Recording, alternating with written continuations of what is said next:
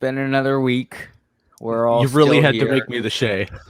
I don't know. I use what footage I can. Cameron, and the this Shay week, engine. I was going to ask for permission, but as you could tell by the large watermark in the corner, I thought I would be fine. So, Mike Yeah. Armstrong's going to sue you now. well, whatever. I'm Drew. it's This is perfect. my channel. If you've been watching for 5 weeks, and I don't blame you if you haven't, to my right is Clint, the Steam King. Hello. To his right is Sam Cool 844S3. His channel name origins are still to be contemplated. It's a mystery. The two anonymous people below us come from Canada and the other exclusive country of the tri-state area. Bro, Yeah, can confirm it's its own place. Well, With its own round of idiots. well, tried to hold it together. there's 4 people watching, and none of them are me, so we're already doing good. Yeah, I don't have this up. Yeah, The boy. topic of our streams, we always need to be reminded a couple minutes before we start, and this week we've I decided already forgot. to talk about. Well, it's on the top of your screen. Hopefully, the hobby in 10 years. Manifest live. Oh, it says it for me. Whatever. Well, we're going to talk about where we think the hobby is going to be in 10 years, and we're going to have maybe a couple people joining us tonight. There's a lot of switching around, but definitely this week we'll see some, and the ones we don't see this week, hopefully next week. So there we go. I don't want to say who they are. Some switching around, shunting, if you will. Shunting, if you will, of people in the StreamYard. Train pun. ha ha ha. Who To could have join seen our that? manifest. I'm the peak of comedy. Okay, so I can't believe 4 people are watching this. So we're going to talk about where we think the hobby is going to be in 10 years. It's probably Paragon going to come 6. back to Broadway Limited, but whatever. So where would you guys say is a good place to start? Because we're 3 minutes 30 seconds into it. 2 minutes and 30 seconds is us talking. We probably lost other people watching this back. Well, in 10 years, Broadway's still going to be working on Paragon 4. No. Well, I don't know. They'll They're have- gonna- That's coming out this spring. It's gonna be Maybe the it'll same be as like the Paragon 3 iPhone, anyway. and they'll. Oh my! What was that? Well, they'll they'll be still on be like releasing Paragon Paragon 4 then. 6S. Like they're just gonna start pumping stuff out like that. Yes. It's like, And- what and does what- this even what- stand for? What'll 6 happen is XR. the sounds from the blue line, they will recycle them into Paragon 6, but like the sound It's their quality will be classic slightly line. better. Paragon 7 is New to- just going to be At the luck cutting sound. edge. Yeah, we New should to have talked Broadway about Limited. Paragon 4, but That's Whatever. part of it. That's part of this conversation. I mean, Yeah, it should it be, is. but whatever. Blue Line 2. What do Electric Drew and Boogaloo. Amtrak outside of the Northeast Corridor have in common, and that's punctuality? Well, it actually that's a low wasn't blow. my fault because we had. I'm not gonna That say. was kind of but my Hey, fault. Wait, not time my out. fault. Time out. So- In Drew's defense, let me put it to you this. Let Oh, me put it to you guys Jesus. this way, okay? I don't even know what you're You about to say. You showed up and you were waiting in anticipation. Shut up. That's how good. You That's know how good the what- content You know is. what we were waiting That's for. I how just good didn't want the to call content them out. Yeah. It would have been fun if you said Penn Central. Okay. So, yes. Okay. We're going to talk about this tonight because we exchanged some texts about an island in Canada on which one of us Sodor? should reside. The hobby is dying. Yeah, it's not dying. On a small island in slow Canada, down. it's retracting.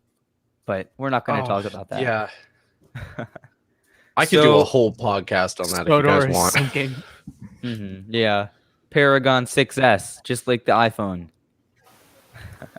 No. It's once again. It's in 10 years, sir. So, but in 10 years, Yeah, will probably be so- a Paragon 6, right? That's I mean, that's a possibly. fair assumption, to be honest. How long Yeah, did that's- Paragon 3 last? Because honestly, Paragon 3 didn't last that long. It was not long at all because they just had Paragon 2 stuff. It's still circulating out there. Yeah, Let's say and 3 only came out like what, 2 years ago, if that. Well, it seems like they run everything at least once in the new Paragon. Some of the popular stuff is twice or 3 times, but I mean, think we gotta Paragon move 3 has on. been about 4 years now, I want to say. I think it was 2015. I thought it was 2017. You know what, you guys? It's Broadway Limited. You Because know, I remember yeah, it being. I the remember it below being in statement elementary is school. correct. So The only evidence they have is prices. I don't know. Let me go look back at their videos. I can double check real quick because okay. So let me see. So yeah, the Milwaukee, the S. Oh wow, it has been like 5 years. Oh Really? wow, For real? yeah. I thought it was So 3 in my like the uneducated assumption. the Rolling Thunder promo video came out 5 years ago. Wow. Well, Um, maybe it was a promo before it like Oh really got my. released. No, because right before then they were announcing the Paragon 2 Baldwin Shark Noses. I remember that. And what was crazy about them announcing that was right after they announced those, they announced Paragon 3, and then they came out with the Shark Noses again in Paragon 3 right after. Well, Like- it seems like a lot of their releases right now, like the 280s might be the last thing to come out in Paragon 3. Yeah, I'm wondering if they're Like S3. consolidations. Well, if they're moving their Hudson to Paragon 4, I'd assume they're moving the S3. I would too. Yeah, But who knows? any new releases will probably get moved over. Commodore will be most likely canceled. anything in development. Hmm. So In the early Challenger, we're just gonna pretend like that didn't happen. It's So we going to gotta come out. consider in everybody Paragon because 2. we kind of skim over diesels and everything else that has to do with the hobby other than manufactured cool stuff. steam. So I think what we need to focus on tonight: Bachman, Broadway, Rapido, and Is Rapido Scaletrains. really necessary? Feels like Is you're kind of I'll that- pull out to the that. Hudson tonight with my microphone actually going through my microphone, Trigger- unlike trigger last alert. week. I Trigger thought it alert. was going to be Engines such have good they made? audio, and then I watched the playback, and it's just like me with room echo, and like because I can hear myself in my ear. I'm like, yeah, this is great audio, and then it wasn't even going through my microphone. So Drew, how That's many how it steam goes. engines have Rapido made? How one and many a of them half, have they because made other without is- driver issues? It's in material. It's die casted, one of them. But I don't know. Whoa. I think it was good quality. It had some issues, but so when I got mine, I emailed the service department and I was like, how can I prevent it? And it turns out a lot of it was actually user error. So Yeah, you said that though. yeah. Well, I repeat myself sometimes. Didn't we talk about that on But- the last stream? Okay, Well, but it's worthy of 2 talks about. is it Listen, die cast Hey, or I missed the plastic? last stream. It's the boiler shell is die cast and the chassis is die cast, and then everything else pretty much is plastic. Because I remember seeing it, and I don't know why I thought it was plastic, but it was like it It's either ki- it's said it was kinda plastic hefty, or like- whatever. I would compare it to like a Walther's die cast, like heavy. Like Walther's stuff is pretty hefty. I'd compare it to like a Walther's PA. Yeah. Okay. Well, it's just like I I thought wish it I was. had a PA to I thought it compare was. that to. I thought it was plastic, so I was just like, yeah, I'm not paying $600 for a plastic model. Well, I've don't- I succeeded don't in care how getting good it everybody to sounds. talk about Rapido before we've hit the 10-minute mark. Anyway, back to Broadway Limited. just shoved that right in there. Yeah. Here, let me shoehorn this in before we all forget about it. Hey guys, remember Rapido? You remember the people that made one steam engine? Remember those? Well, it was a pretty good one. So you know what? Maybe we should consider Intermountain It was- too. it So was very who good. knows? Well, Okay, we shouldn't downplay them though. They've only made one steam engine, but let's not forget that they've was a been really good dominating one. the passenger car market for years. And that Mm-hmm. is also true. Yeah, I Them and would really Walters. love some Rapido New Haven passenger cars with the little magic wand. I would Oh, love a dude. Canadian set, like a Dude. Canadian Pacific, the Canadian Can- set. Oh, Are those even on eBay? Can I find those? Are those They're in, For Those are- N scale, they're making new ones right now. For HO, it's kind of eBayable, but yeah. If you want so those Joe, I don't even know if you'd find a complete Oh. set, and if you did, it would be for a ridiculous price, and it would get be that some maroon So F7s. here's the funny thing. Broadway's Y6B just dropped like Monday, didn't it? Yeah. And then they announced Paragon 4 on Wednesday. This is Well, what yeah, I happened don't the know. You last gotta time. pump product out, so It's like, hey, guess what? All your Paragon 3 models, they're all worthless now. They do that with video game releases all the time, dude. Well, Remember GTA 5? You know what's crazy? About Here's Skyrim again. You know what's funny? Third You know, time. Here, everybody be quiet for a second. Hey. I'm here Yay. to talk about Rapido. Yes, thank you. Oh no, not him too. So 1 second. How long were you there? Because I looked and I saw you, and I'm really sorry if you were there for like 3 minutes.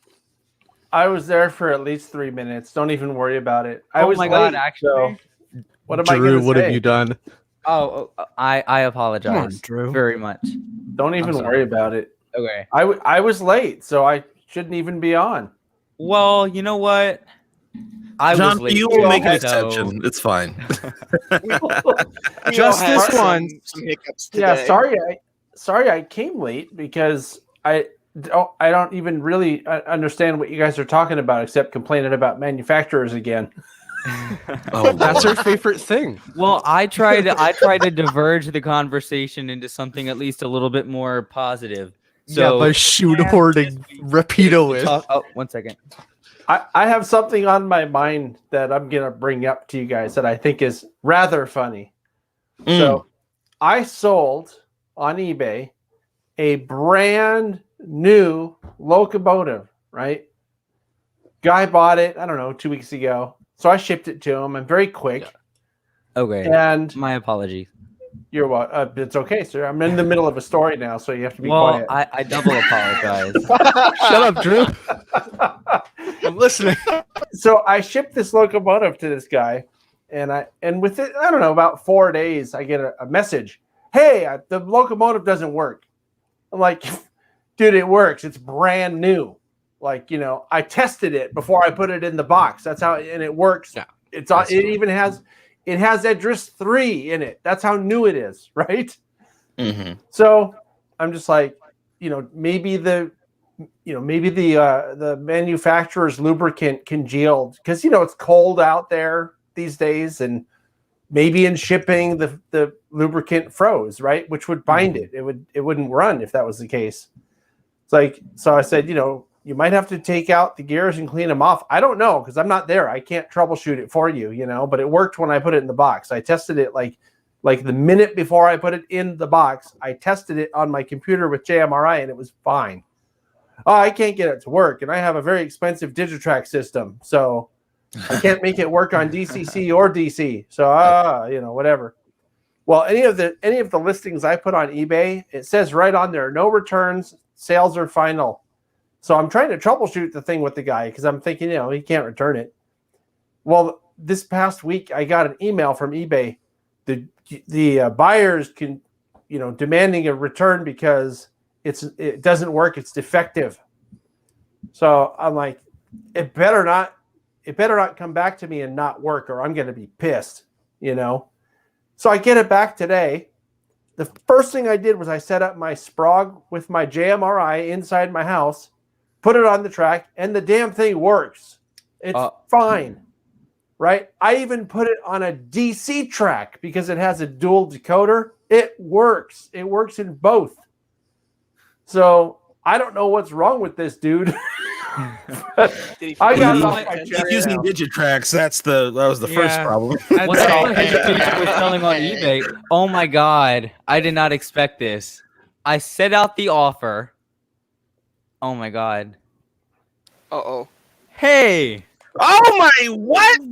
Woo! James, I'm hanging up. If he- Okay, I'm feeling real uncomfortable. I'm being James- surrounded by James, I legends refuse right now. that till tomorrow, sir. What are you doing?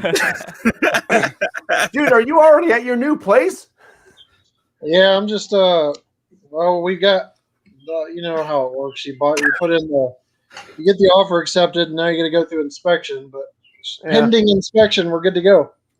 Well, I really congratulations, appreciate you Joe. taking the time because I think I sent a Facebook message about 30 minutes ago, which is not a lot of heads up for a live stream. So thank you very much. Uh-oh. How? It looks like he's frozen. Uh-oh. Is it me or is it everybody? I think it was you. Oh, you're back. It's probably You're me. good. You're good. We can try a different room. I'm actually outside of my house technically right now. Ooh. The Now you're exclusive fuzzy. James Wright house tour, new house tour. No, this is a rental. Oh. This is He's just out on the porch chilling. outside. There's a mountain right behind us. Imagine being they do in have an those. area where mountains exist. Delaware's Yeah. pretty Crazy. flat. Imagine seeing mountains. Can't relate. Weird. Yeah. Weird. Being in the Northwest, we never get mountains. That's wild. I'm Midwest. We don't see any mountains out here.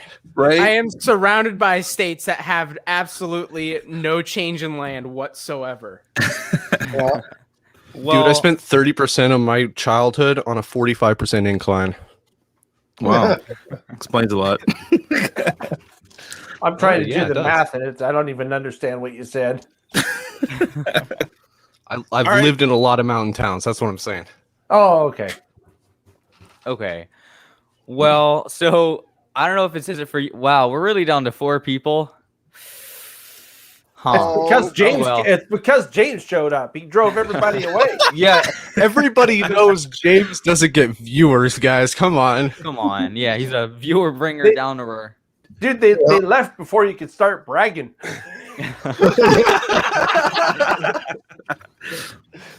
Hmm. Did Well, I show you guys my nice porch chair. You look very comfortable, sir. Like Yeah, you need a pina colada and an umbrella. Yeah, pretty much. I was thinking you'd have a lemonade. It looks good. I just had a half a Coke. I've tried to go down to mostly water. So Drew, Coming off that Okay. is hard. do you want to reintroduce our topic since we have our esteemed panel ready to go? Oh yeah, our esteemed panel, unexpectedly esteemed. I appreciate it very much again. So the purpose of today's video, which it never really sticks, we were going to talk about where we expect the hobby to be in 10 years, because we were going to say the future, but you know that's pretty vague. So set Right. 10 I am years. just glad the topic wasn't hair because I thought you guys were gonna. I thought the topic was gonna be hair. I wasn't gonna be able to contribute. Last week the topic was question mark, so you know it's a bit That's better, the more freaking chair, by structured. the way. Sorry. Mine's creaky too. Yeah. I'm sitting on a wood stool. I should have gotten a cushion. Oh well. Guys, Anyway, hobby in 10 years. The hobby. Well, we'll have retro Blue Line, which is Broadway selling their stuff at Paragon 4 prices with Blue Line and their retro line. Yeah, that sounds about right. I You don't know even know if you're joking right now. You know what's crazy about Broadway, right? Like some of those molds, like for instance the Y6B, they've been around since what was Broadway Limited called before Broadway? It was thank you, Precision Craft models. Like some of those models go way back. The Y6B has been in like every single one of their product lines from the start. Like you can get a version of that Y6B in like every sound file. I'm gonna try to recline a little bit here and I get want a to know little where closer. I want to know where James thinks the hobby will be in 10 years. So I think that his camera. kind of like the housing market, the prices are going to reach like a kind of a peak, and I think people are going to start pushing back, and that's going to push more manufacturers into value lines, which you're already seeing more of with like Athearn Ready to Roll and Scaletrains Operator, things like that. Probably see more of that. I think it's still going to thrive, though. I don't think the hobby's dying at all. I think it's going to do very well, and I think you're going to see a little more pushback from. I think you'll also see a peak in reproductions or reruns. I mean, so you can only have the market can only stand so many SD70 ACs, so many ES44 ACs, and eventually that cash cow is going to run dry. Or Have close another to F it. unit. Yeah. So the thing with the F unit though is you've got modelers over a period of 30 years that kind of model the F units, and then you've got young guys that'll just pick one up to to have it as a first engine. I didn't know what an F unit was it was one of my first, other than the NASA switcher, it was my first Athearn or first engine. It was an F7A and B, I think, Union Pacific. So you'll have a little bit of appeal there. Bachmann FT. Yeah, but in terms of like ES44s, Aces, unless we keep producing more and more hobby people to partake in the hobby that are seeing them out on the rails, they could keep up for a while, but eventually I think they're going to reach a kind of a fever pitch, and it's going to be like, okay, these are sitting on everybody's shelves and nobody's selling them. The only thing that I could see happening that could keep people buying the same model over and over again is if they keep updating the technology. If some new groundbreaking technology keeps getting released in each model. So, like, for instance, with the steam engines, if they came out with the Y6B where the whistle starts smoking, like that would cause a bunch of us to go and just start buying that all over again. Or, well, that's probably coming. I mean, you saw it with MTH right before they kicked the bucket. They were putting out smoking whistles. And I think, there's a lot that's not copyrighted, but patented. Yeah. And so you'll have an issue where another company may not be able to do that. I don't know how it's going to work with the transfer to Scaletrains, but I know you've seen company fights before over patented stuff, and there's been some that have been under the radar. But if you look close enough, you can realize that a patent fight went down. I'm not going to throw anybody under the bus, but there's one feature that was on one run of a steam locomotive that disappeared from another run, and you're like, what happened there? And then all of a sudden another manufacturer had it, and you're like, oh, that's what happened there. Yeah. So or you get two models that look suspiciously similar. Yeah. So though, James, I'm not so sure that there's going to be a huge resurgence in the cheaper, less detailed stuff for a couple of reasons. One, the more detailed stuff still sells. And I don't, companies like Scaletrains and Rapido, since you brought them up, just keep adding more and finer details to stuff. And I don't see a lot of people scoffing at the price of Rapido. They just buy it because it's so good. Yeah. You know what I mean? So I just wonder if it's going to pitch at a point. And one of my examples would be the last run of the Athearn Big Boy. They updated a couple of things, but the price skyrocketed, and they sat, and they're still readily available. But there's also other brands though that released the Big Boy for the 150th, so it could be a market saturation thing more than a. In that specific case, I would say it's probably market saturation because you do not see that in N scale. Athearns are a big seller in N scale still because they have the market. Yeah. On that market saturation thing, I mentioned in the previous one, I picked up my BLI Big Boy, which again MSRP is for $800 plus for a little over $400. $400 for a brand new Big Boy. That's what I fight with everybody on too, is MSRP versus what you're actually paying. MSRP is a joke, isn't it? Yeah. Absolutely. Well, it depends what the manufacturer is, because Rapido stuff, even with Train World, it gets marked down a bit, but it's not anything crazy. But with Bachmann, it's significant. I want to know what the people at Bachmann's pricing department are on, because I want some. That must be good stuff. Well, I think more of a strategy, to make it look like a bigger discount to attract more people to feel like they're getting a bigger deal off. And I don't know, I just don't pay attention to MSRP. I mention it on the videos because that's kind of the starting line, but I think I'm going to start mentioning kind of like the street price I see too, because it's all over the place, but manufacturers will go back and incentivize dealers to pick up more stock at a lower rate. I mean, I've heard of stories of 85, 90% off, locomotives and rolling stock just to get them out of the manufacturers and into the dealers. And by the dealers doing 50% off or something, they look like they're doing a great service. So, I don't know. I agree with you, John. It's probably, it may not reach a pitch because there is a lot of demand there. I just wonder how far they can push it, because I've noticed some manufacturers are pushing it a lot further than others. And it seems, even to me, with a little bit of behind the curtains access, that it's kind of like gouging to a certain extent just to see, okay, how much more will they pay? How much more will they pay? But I think Randall Ellison is making a good point right now, which is people love to complain, but those models are selling. The second part of what I was going to say, the reason why I don't think that those models are going away is because, and it's not just me, I've heard this from a lot of people who say that modelers now don't do a lot of super detailing. People just want the stuff out of the box, ready to go. And, you know, I mean, that's you have to pay for that. So Yeah, A lot of I agree modelers with- now seem more like collectors than, oh, look at this thing I'm going to detail. It's just, I have this. It's cool. Let me show it off.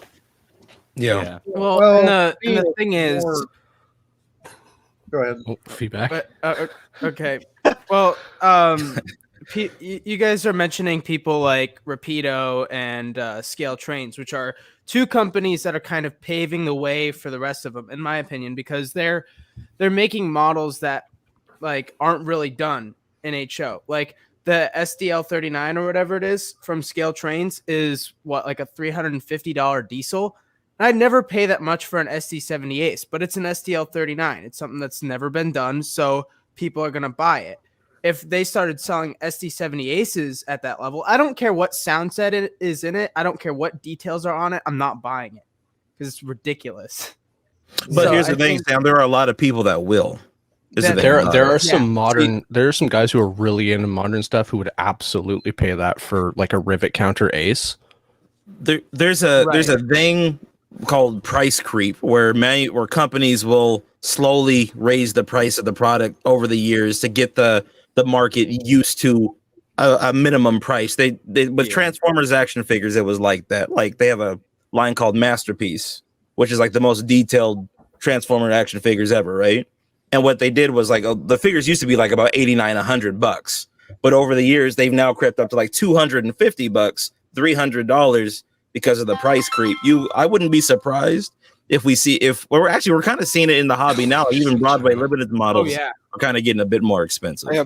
You know, I remember Broadway's when pricing, Broadway especially Limited on was vehicles, affordable. has been creeping. I still say they're affordable, but I would agree. Like, day. the new Y6B is an absolute steal. $450 is, or $460 or something like that is in my opinion a bargain for a locomotive like that. But they're still charging $400 for a Niagara, which is a plastic model. well, And here's the thing, and I think James was alluding to this earlier. You got to know where to buy the product, right?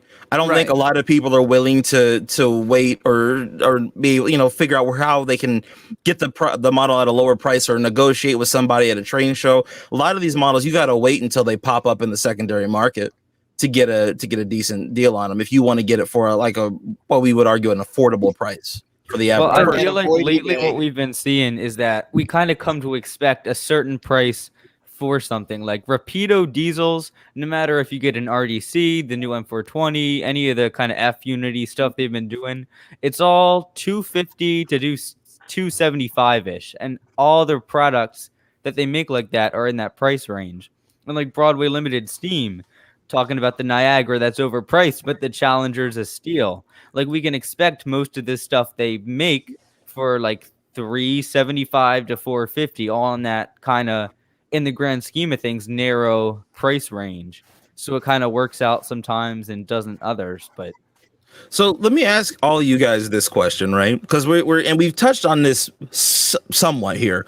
Where do you think the state of models are going to be in the future? And what I mean by that is within the next 10 years, do you think that companies are going to be pumping out more of the same thing, the F units, the SD78s, etc., right? Or do you think a lot more companies are going to go the Scaletrains Rapido route where they're making more niche products?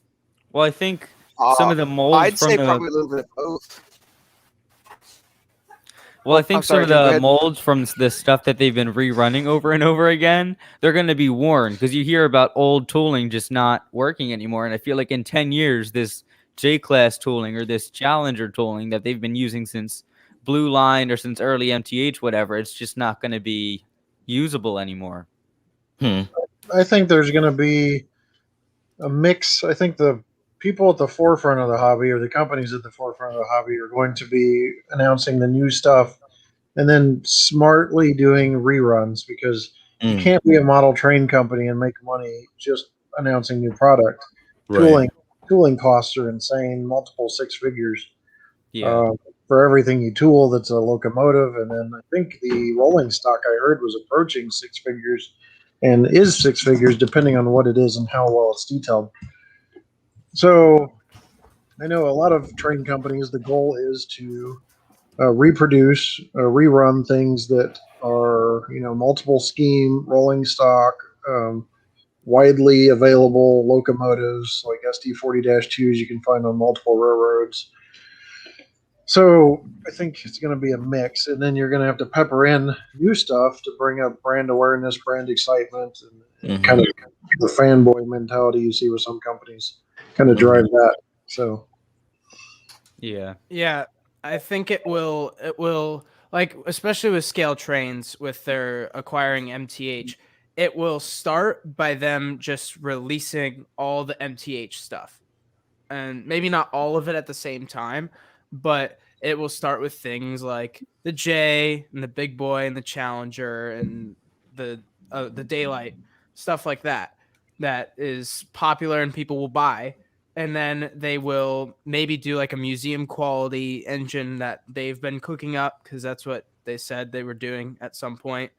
So, and they'll do that, and then they'll continue to release their tooling, and that, I think, like the first 5 years, stuff like that's going to happen, and then by like the next 5, they're going to start making new molds and making new things to produce, and then all the other manufacturers are going to have to adapt or die, and they will adapt.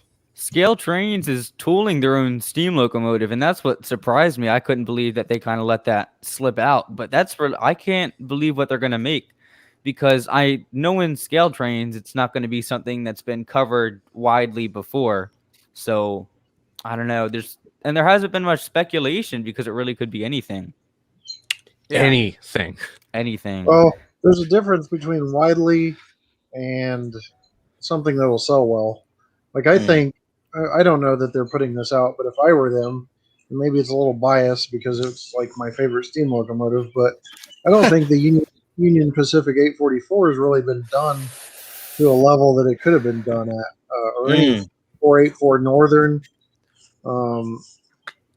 But there's all these little niche or just locomotives that haven't been done yet, that when they come out with it, you're Googling it and like, oh crap, that's been all over the place and it hasn't been released, and you don't really realize it, because they're on the next level of studying things that their paycheck depends on it, and we're just kind of sitting here on the armchair quarterback role. Yeah. So, Well, So I mean, Sounds Broadway. like go ahead, Sam. Oh, well, you mentioned the FEF, and I agree.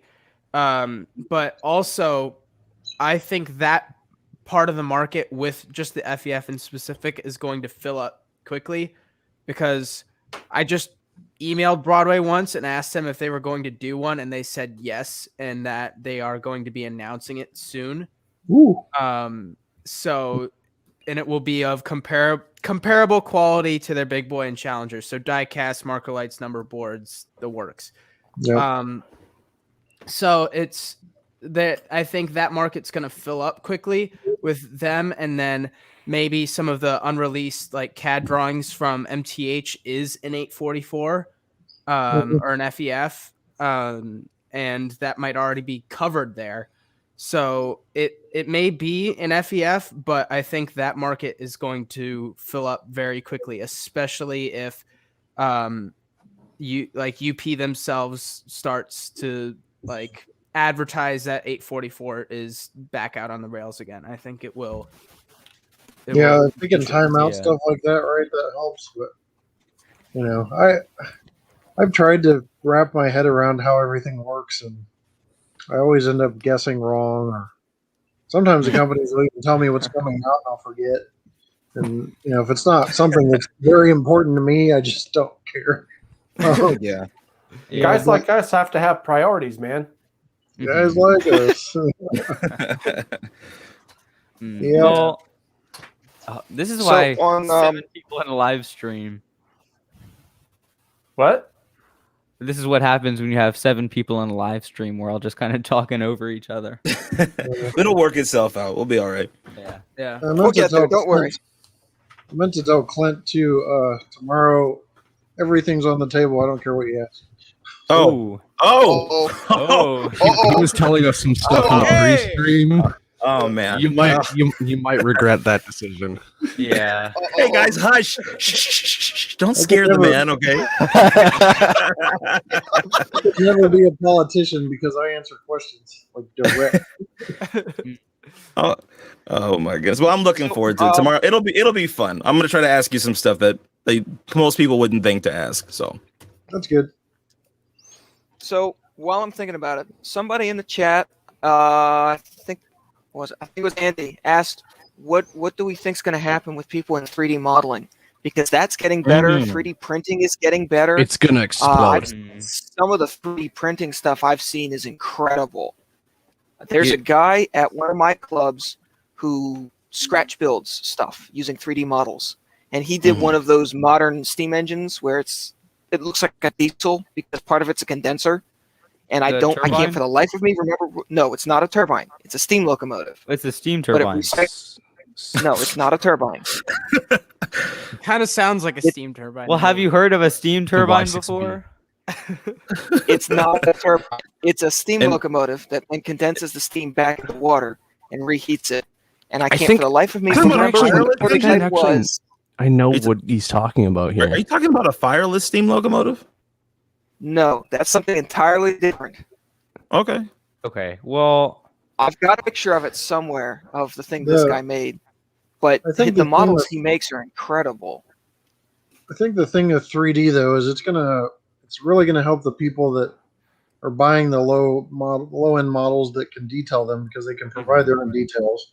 I don't think it's ever going to reach a point to where people are going to really be producing their own models unless they start a company, because you think of the drivetrain and all of the. Well, actually, I know it's happening, but it's on probably like, Shapeways, there's Yeah. there's a few interesting things on there. There's yeah. there's an entire Dreyfus and N scale. All you Alright. like, I think it's for the new Bachmann tooling. So you get the Bachmann engine, you pop the shell off of that, and then it's just a complete shell and tender. So you just need, the chassis and all the axles and, Well, that and was the my works. that was my next point. Was there may be like things you can pop onto the existing chassis, but 10 years, who knows how fast it's going to move. The idea of that is really exciting because things like take a look at my profile picture here. Like, this is an engine that's never going to be done outside of brass. It's an obscure mountain type that hasn't existed for 70 years. But with something like 3D printing, the running gear isn't all that different from a conventional USRA 482. So Right. if you can get a shell and just put the shell onto an existing chassis, that opens up so many possibilities for modeling. I could see That's that. most I of what could, I'm seeing in 3D printing. Yeah. It's just I shell could swaps. see manufacturers coming out with kits, right? So like, let's say, like what Cam's saying, you've got the shell of the engine, so whatever the wheel arrangement is, right? You've got just the basic frame, but the actual boiler and all that, you can 3D print that. You can just buy the blueprint to 3D print it out and just fit it over the shell. And then it would be really neat if you could swap different boilers out, and it would be kind of customizable. I could see like Bowser manufacturers kits, but with 3D printing. exactly. So like I could see manufacturers in the future doing something like that when 3D printing becomes more accessible to the everyday person, when that becomes a more popular way of producing I'm talking models. like 5 years down the road, not Yeah. tomorrow. You know what would be really cool is if some manufacturer came out with a business model or business plan to make just chassis, and then you could either buy the shells either from 3D printers or maybe from the same company, but have them be kind of modular. So if you want a saddle tank or if you want square tanks, you just purchase and mix and Yes. match them the way you That want. makes that idea makes me really happy. That's what I was That would trying be to say. pretty You cool, said it wouldn't more it? eloquently. Yeah.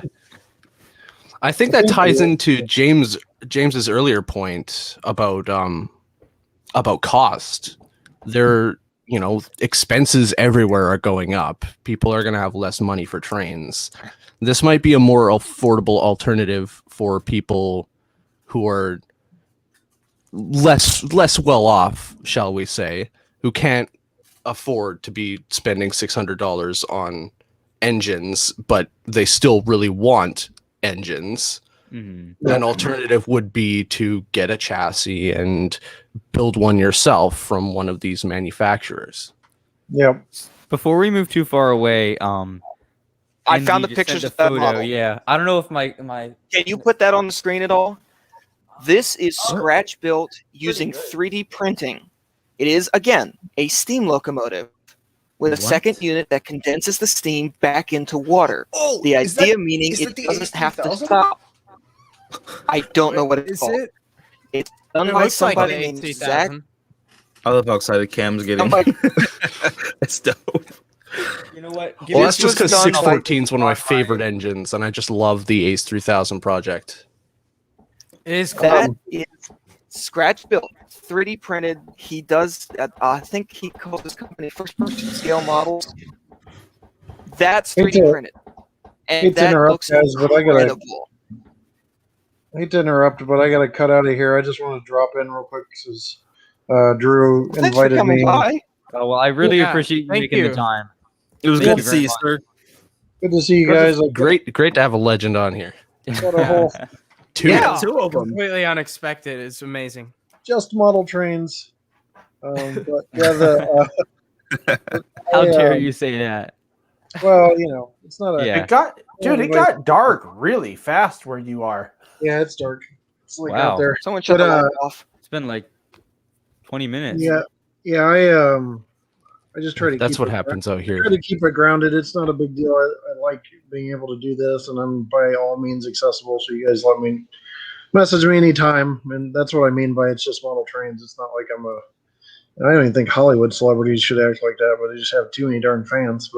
But yeah, I try to be available to anybody anytime. I just don't do many live streams, but I've also been kind of down trying to get this house thing figured out. So Yeah. Mhm. That's pretty Understandable. This weekend. than pieces of plastic and metal. Yeah. Yeah. Yep. But we will see you tomorrow, man. And then Yes, sir. I got some reviews to do this weekend too, so I'll be at it all weekend with train stuff, including Dalton, Georgia rail fanning tomorrow. So Cool. Cool. Well, All right. thank All you right, very man. much for See stopping you by. I tomorrow. appreciate it. all right, see you Bye. guys. You got We'll one see ya. legend. You got one legend left with John. One legend left. No, Drew's the legend. Mm-mm. Hey, he's the one organizing all this. Yeah. He is. He's just young. I don't wanna Legendary call for him- being late to streams. I don't want to call him a legend yet. He's already making big waves though. Yes. We'll see. Interviewing everybody except for me. Yeah. All right. We'll see you guys. Could never catch up. See you, James. Bye. Cool. I had the photo real quick. So here's the. Oh, why is it so blurry? Oh, all right. it's That- worse that than is- when you were that is showing an it on your screen. A3000. Whatever. That is an Well, AC. They're 2000. compressing. Okay. I have never seen mind. that engine before. That's odd. Yeah. It's an odd design. Yeah. I've never even I heard of I that don't thing. think it even. I don't saw think it on even entered the Ralph's prototype video. stage. It looks like an F40 that somebody stretched and then put a whole different like. Well, T4 that's essentially what chassis the on. concept That's was basically what it was is. like a cowl unit EMD for like the frame, and then they would put a steam generator inside, or whatever NC was talking about.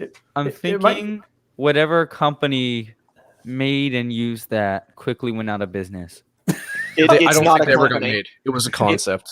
I don't think Oh, it well, that's ever good. got it was past it the was planning it was stage. in 19. It was in the 1980. It wasn't just the 80s. It was 1980. 1980. This was during the fuel crisis.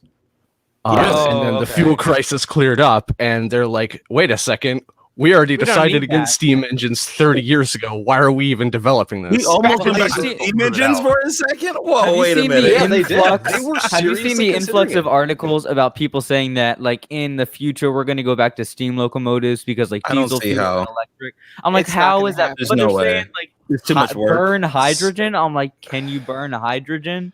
Like steam these as people a who are concept? uneducated just making these random articles. I'm like, I don't get it. Yeah, but no, whatever. Diesels will become in 80 electric, and there will be years. charging stations and stuff I can like see that. hydrogen. Well, okay, Like we use here's the hydrogen thing, cars, not often, One at a but time, they gentlemen. exist. Here's the thing about electrics, though, is that we already did the electric thing, and it didn't really work out. Oh, that's true. Yeah. Tesla train. Electrics there's- are abandoned there's no before range. steam engines. Mm-hmm. Yeah, I hear a lot of I hear a lot. English is hard. I get a lot of pushback from people, especially in Europe, about us running diesels. It's like, yeah, but our diesel tech has advanced just as far, if not farther, than a lot of places' electric tech, and they're just as good, if not better. That's Modern that's diesel what I really trains hate about people burn talking really, about these things. really clean. Like everybody talks about the about electrics like they're the natural progression of diesel locomotives. Like, no, they were developed side by side. If you're in densely populated urban areas where it's short distance and there's a lot of potential riders for passengers, absolutely go electric. But America is really, really big. Ask a Milwaukee Road how insanely expensive it is to operate an entire transcontinental with just electric power. It's I mean, just not feasible. Look at just the Northeast Corridor. It's still running on how old electric system because it's just not financially feasible to replace it. It would just be such an insanely expensive Half overhaul the project. electric poles or whatever you call them, they all have the Pennsylvania Railroad thing on the bottom of them. Oh, the Yeah, paragraphs. Yeah, the pantographs. Yeah. Don't they It'd still probably have be mostly cheaper to Pennsy just signals renovate too? all the steam engines. Well, I don't know about the signals. I think probably. they've been updated, or at least Or maybe the frames. maybe but it was the like electronics until definitely have. recently. Well, Until like 10 years They ago are or running something. modern signals on the Corridor, but I don't know how much else has been updated. Well, all the I know the catenary next few poles are major full of products- rust. You'd think they'd be at least able to like spray paint them silver again. That would save them 5 years. But that costs money. Well, I don't know. Yeah, You know what? and They had to do Amtrak doesn't something. have that. They don't have money. Yeah, exactly. I think that steam could come back, See, but probably won't in the form that we know it. That's Yeah. exactly what I was And- going to say, John. What They I wouldn't look mean like is- steam Let engines. him finish. Yeah. Yeah, think, I'll let you think finish. about this. What's a very efficient and small volume technique for producing a boatload of heat? Is Yeah. to have nuclear Here. reactors. Oh my God. I'm serious. I mean, Fallout 4 yeah, nuclear The engines. Soviet don't- Union. I don't think it'll happen because we've proven. I think we've proven that we can't handle using nuclear fission anyway. Yeah. But if you had a tiny nuclear reactor, it would produce enough heat, absolutely, to run a steam engine. You would have to still use all the water, though, and Let me do that's some Googling. that becomes harder There was a and harder. prototype. Dangerous. There were Hmm. technical drawings made by some major technical institute.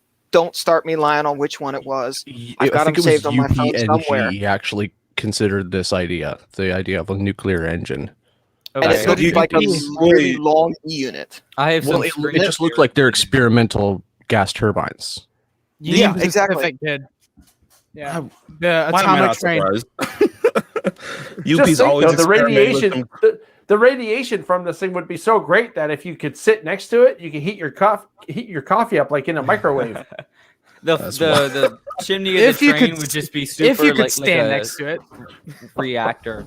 Oh, I can't share my screen on Firefox unless I hit quit. So I'm not gonna. Maybe do it was that that super train show Well, in the 80s. Oh It's like yeah. Like you just see it go past in a gate crossing, and then all your organs just start melting, like Right? the radiation. Like, know? What do you guys Chernobyl. think the Coors Light train was powered by? Come on, obviously. Beer. Oh, yeah. Red Nuclear Talking about radiation. beer. What are you talking about? Oh, okay, Yeah. that's right. Do a Chernobyl on Google wheels. search for nuclear steam trains and go to images because there's some like Custom built, wild, futuristic. It says alternatehistory.com, which sounds like the least reliable source ever. They actually do some pretty decent videos. You know, it probably is something like a steampunk thing, you know, where Yeah. Yeah. Like But- I imagine Yeah. like steam coming back, and it's just like our power thing, and then it's all like, "Hey, steampunk exists now, and it's real." Oh, hey guys, guess what I found? Uh-oh. Mm. It's some site from the UK, and it says that there's. Hold on, let me move this. It says this is from 2001, so it may already have happened or not happened. But apparently there was at the time research underway in Brazil that was going to be it was it was research underway that pertains to safer small site nuclear energy conversion, a concept that can apparently be adapted to heat up a future steam locomotive. Oh my god. I just thought of this. I've never heard of it before, but Wow. that's interesting. So instead So- of shoveling coal, they shovel uranium. No, I think it would have to. I think it would have to be a removable sort of Yeah, a little modular. more secure than that. Well, that too. I mean, it'll never happen. I was just saying that that's something that could happen because that does generate a ridiculous amount of heat, a ridiculous amount of energy. So, Okay, we have another. Wait. Would you be able to share this on your screen, or do you want me to just show it? I don't know how to do that. Okay, well then. There you go. There's the picture I found. How do I? Oh, here's what a site is that share on? button. It's my phone. That is an original photo. what site is that on? I don't know where I got it. To be I think honest. it's like from Google A Images. Screenshot from the images. Okay, Images. here is. Another thing this popped work? up here. There you go. I Wow, figured out there how we to go. share my screen. Whoa, that's a lot of tabs. Okay. Well, I can't read them because it's only 720p. Nobody can see what you have open. But there you That's go. wild. Huh. What's this button? I think That it's- is bound to explode. Yeah, I it think looks the so concept- dangerous. I think the concept is interesting. I don't think it'll ever happen, but I don't know know what so kind of either. radius curves it could get around. I mean, with that imagine real imagine one configuration. bad 50 accident inch. with an engine like that in a populated area like that. that versus Yeah. an ACX 64. Like Some- it's like some nut Chernobyl in the tractor too. trailer. Just get some nut in a tractor trailer who doesn't understand the concept of stop at the crossbucks. Yeah. did you guys realize that a lot of those grade crossing accidents, the truck actually drives into the side of a train that's already there, Really? I didn't. or No. or whatever never- vehicle, whatever Yeah, vehicle it I've is. seen that before as well. I've seen it happen. Yeah. There was one out in Nevada a while back where the California Zephyr was, I don't know, which I think it was the east or the westbound California Zephyr, and there was some idiot in a dump truck ran into the side of the train. I am not kidding. And the That's train not was even- already there, and he like- ran into the side of the train. That's Unbelievable. not even an accident anymore. That's just a broadside ramming. Yeah, and it was out in the middle of nowhere. It's not like, oh, I was confused by all the stuff happening around me. It was a desert, you know? This is a good point. distracted by a So tumbleweed. the nuclear submarines and like the aircraft carriers, are they steam powered? That's what Like- Andy's saying. That kind of makes sense. Yeah. If it can move an Nuclear- aircraft nuclear carrier, power it can is move steam an power. E8. So Yeah, That's it's how steam nuclear power. power They- works. Like that's how- I Chernobyl mean, is steam powered wow. too. Keep in Well, mind, yeah. those submarines Well, like was. belong at the bottom of the ocean. So if it does blow up, it's not like The whole like, world it's is not like the whole done for if continent they that's blow up. gone. I don't know. That's really interesting though. Can you And before the imagine next a Fallout nuclear game takes place reactor around the next- just exposed at the bottom of the ocean? Just sitting there? Didn't I they think used to dump nuclear reactors into the ocean? I'm pretty sure they did that at some point. I Like think that's happened. They Maybe got they did that it in reactor Waste the to the barrel. Bermuda ocean. Triangle, and that's why it's so unsafe to See, go there. guys, this is how you create Godzilla. We've seen the movies. All right, you start dumping stuff into the ocean. You Dude, don't. he's know already where to down go. there. He's A just fish waiting. swims into the wrong place, and we have Just Godzilla. He's just hanging out down there. All of a sudden, He's just waiting for the time to hit San Diego. Cockroach, it ain't Cincinnati. I've been trying to keep looking at this, and the only thing I could find that's half reliable is a Reddit thread, which probably isn't reliable. You just but contradicted yourself. Nah, people say so many interesting things on Bro, Reddit. come Oh on, my bro. God. Use Reddit as a source on one of your papers in high school. That you're guaranteed to get an A, bro. Cite So- that ain't. I saw it on the internet. It must be true. I may or may not have done that. So, and it was Last from- week, Drew. it was- MLA formatted, you'll be just fine. Are kids still Yeah. using MLA format? Yep. Yes, it's Yep. well, they don't specify. You turn it in written up, and they're like, "Oh, it's supposed to be MLA." It's like It's- you didn't it's say a- that anywhere. It's an unspoken rule. Like man. I don't By know. the time you get to senior year, it's an unspoken rule, and I Just don't care MLA about for the it. unspoken rule. Well, Drew? I'm a sophomore, so it's not quite Drew, clicked for me since- yet. Children. Since you're the only one in high school still, here's a trick for you. No, Get it Sam's off of there Wikipedia. too. Sam's still here. I am. What? Get it off of Wikipedia. then Sam's delete not the an other- old man yet. Hey, let him talk. I feel old. Get it off of Wikipedia. Just plagiarize it and then delete the article, and they'll never be able to tell. Done that. Wait, what? Well, I'm not sorry. that what? exact thing. Not that College exact board, thing. AP I have exam. used- What? How are you kids cheating these days? Hang on a second. What did you just say? I've never heard of I this have before. used I'm really Wikipedia. interested. Bro, Clint, remember looking over people's shoulder? No, I never had to do that. I was smart. No. Yeah, I Well, now we have computers, so they say put your phone away because they think we're texting. But then we So- open up like a Google document and we share it, and we can just like they think we're doing schoolwork, but we're actually Okay. talking to each other on like a shared Word document. Okay, I time out. never did Time out. that. Time out. Let, Never let me thought of that one. let me tell you something. You kids today don't know how good Oh. you have it. Back in my day, okay, when I was in Oh, here he debate, goes. we didn't even have cell phones to like smartphone. We couldn't go if any guy had internet on his phone. Like his parents were rich. Like there was no way to like cite like source check or anything mid tournament. Now I can only imagine what like tournaments and like school work and stuff is like now. It's crazy. Well, it's plagiarism check too, and like I really try to reword everything. And this one website that my chemistry teacher, we had to make like a chemistry essay every period about like drugs, and I'm like, how does that relate to chemistry? But whatever. And so it gives us like like I'll be a right back, guys. percentage plagiarized, and it's like 14% plagiarized is what it said. I'm like, how is that even possible? And I look at it My highlighted. dealer said It's it. like 4 words in a row. What? Yeah. So- Yay, computers.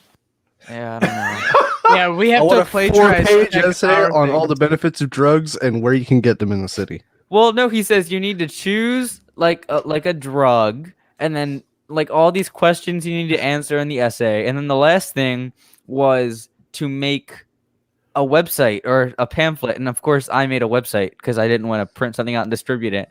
So I actually made like a .com website, and it's just heroin information all the way down the page, and then I gave it to him, and he looks at me and he's like, "You copied this," and I'm like, "I swear to God, I spent hours on that. It cost me $2.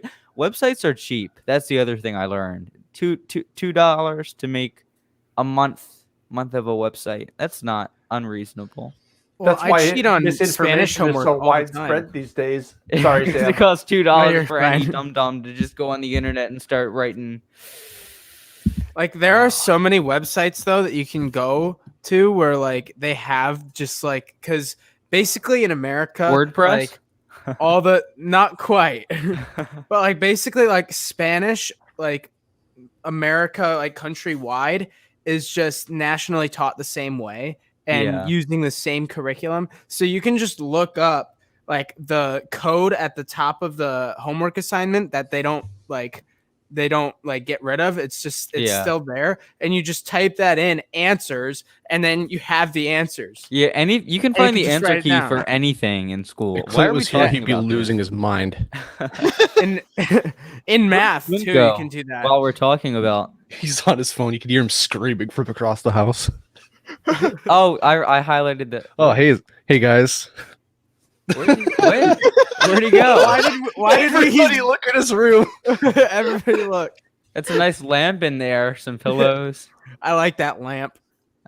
Where'd he go for real? I That's don't how know. We can people find react his to PNS last- 700. Whatever. He just said he was leaving. It's just like I'll I'll be back in a couple minutes. Huh. I have a Well, question. Can I ask you a question? Yeah, No. of course. I'm very interested, Sam, in your microphone setup. Oh yeah. We talked about that. Do you like this duct tape? You Oh, know, it's duct tape with a rubber band. I didn't even No. see that. It's so a clip. It's a clip being held on with duct tape. Okay. What's it 'Cause stuck to the- a broomstick? Nah, this is an actual mic stand. If I can loosen it, it just has Oh. the wrong. There you go. But he just don't uses have the- XLR, so it's completely fine. You just Yeah, don't it have just- the twisty thing on the top, Right, it doesn't have the correct adapter. right? Like, it doesn't have the correct adapter up here, so it doesn't work. So I have like this microphone and a pop filter, and then I got my thing over here. Oh, Is- fancy. Yeah, but is that microphone actually? Is it actually working? Because when you moved it, it didn't make any sound at all. It's just Hit it. Oh, there it is. Okay, yeah.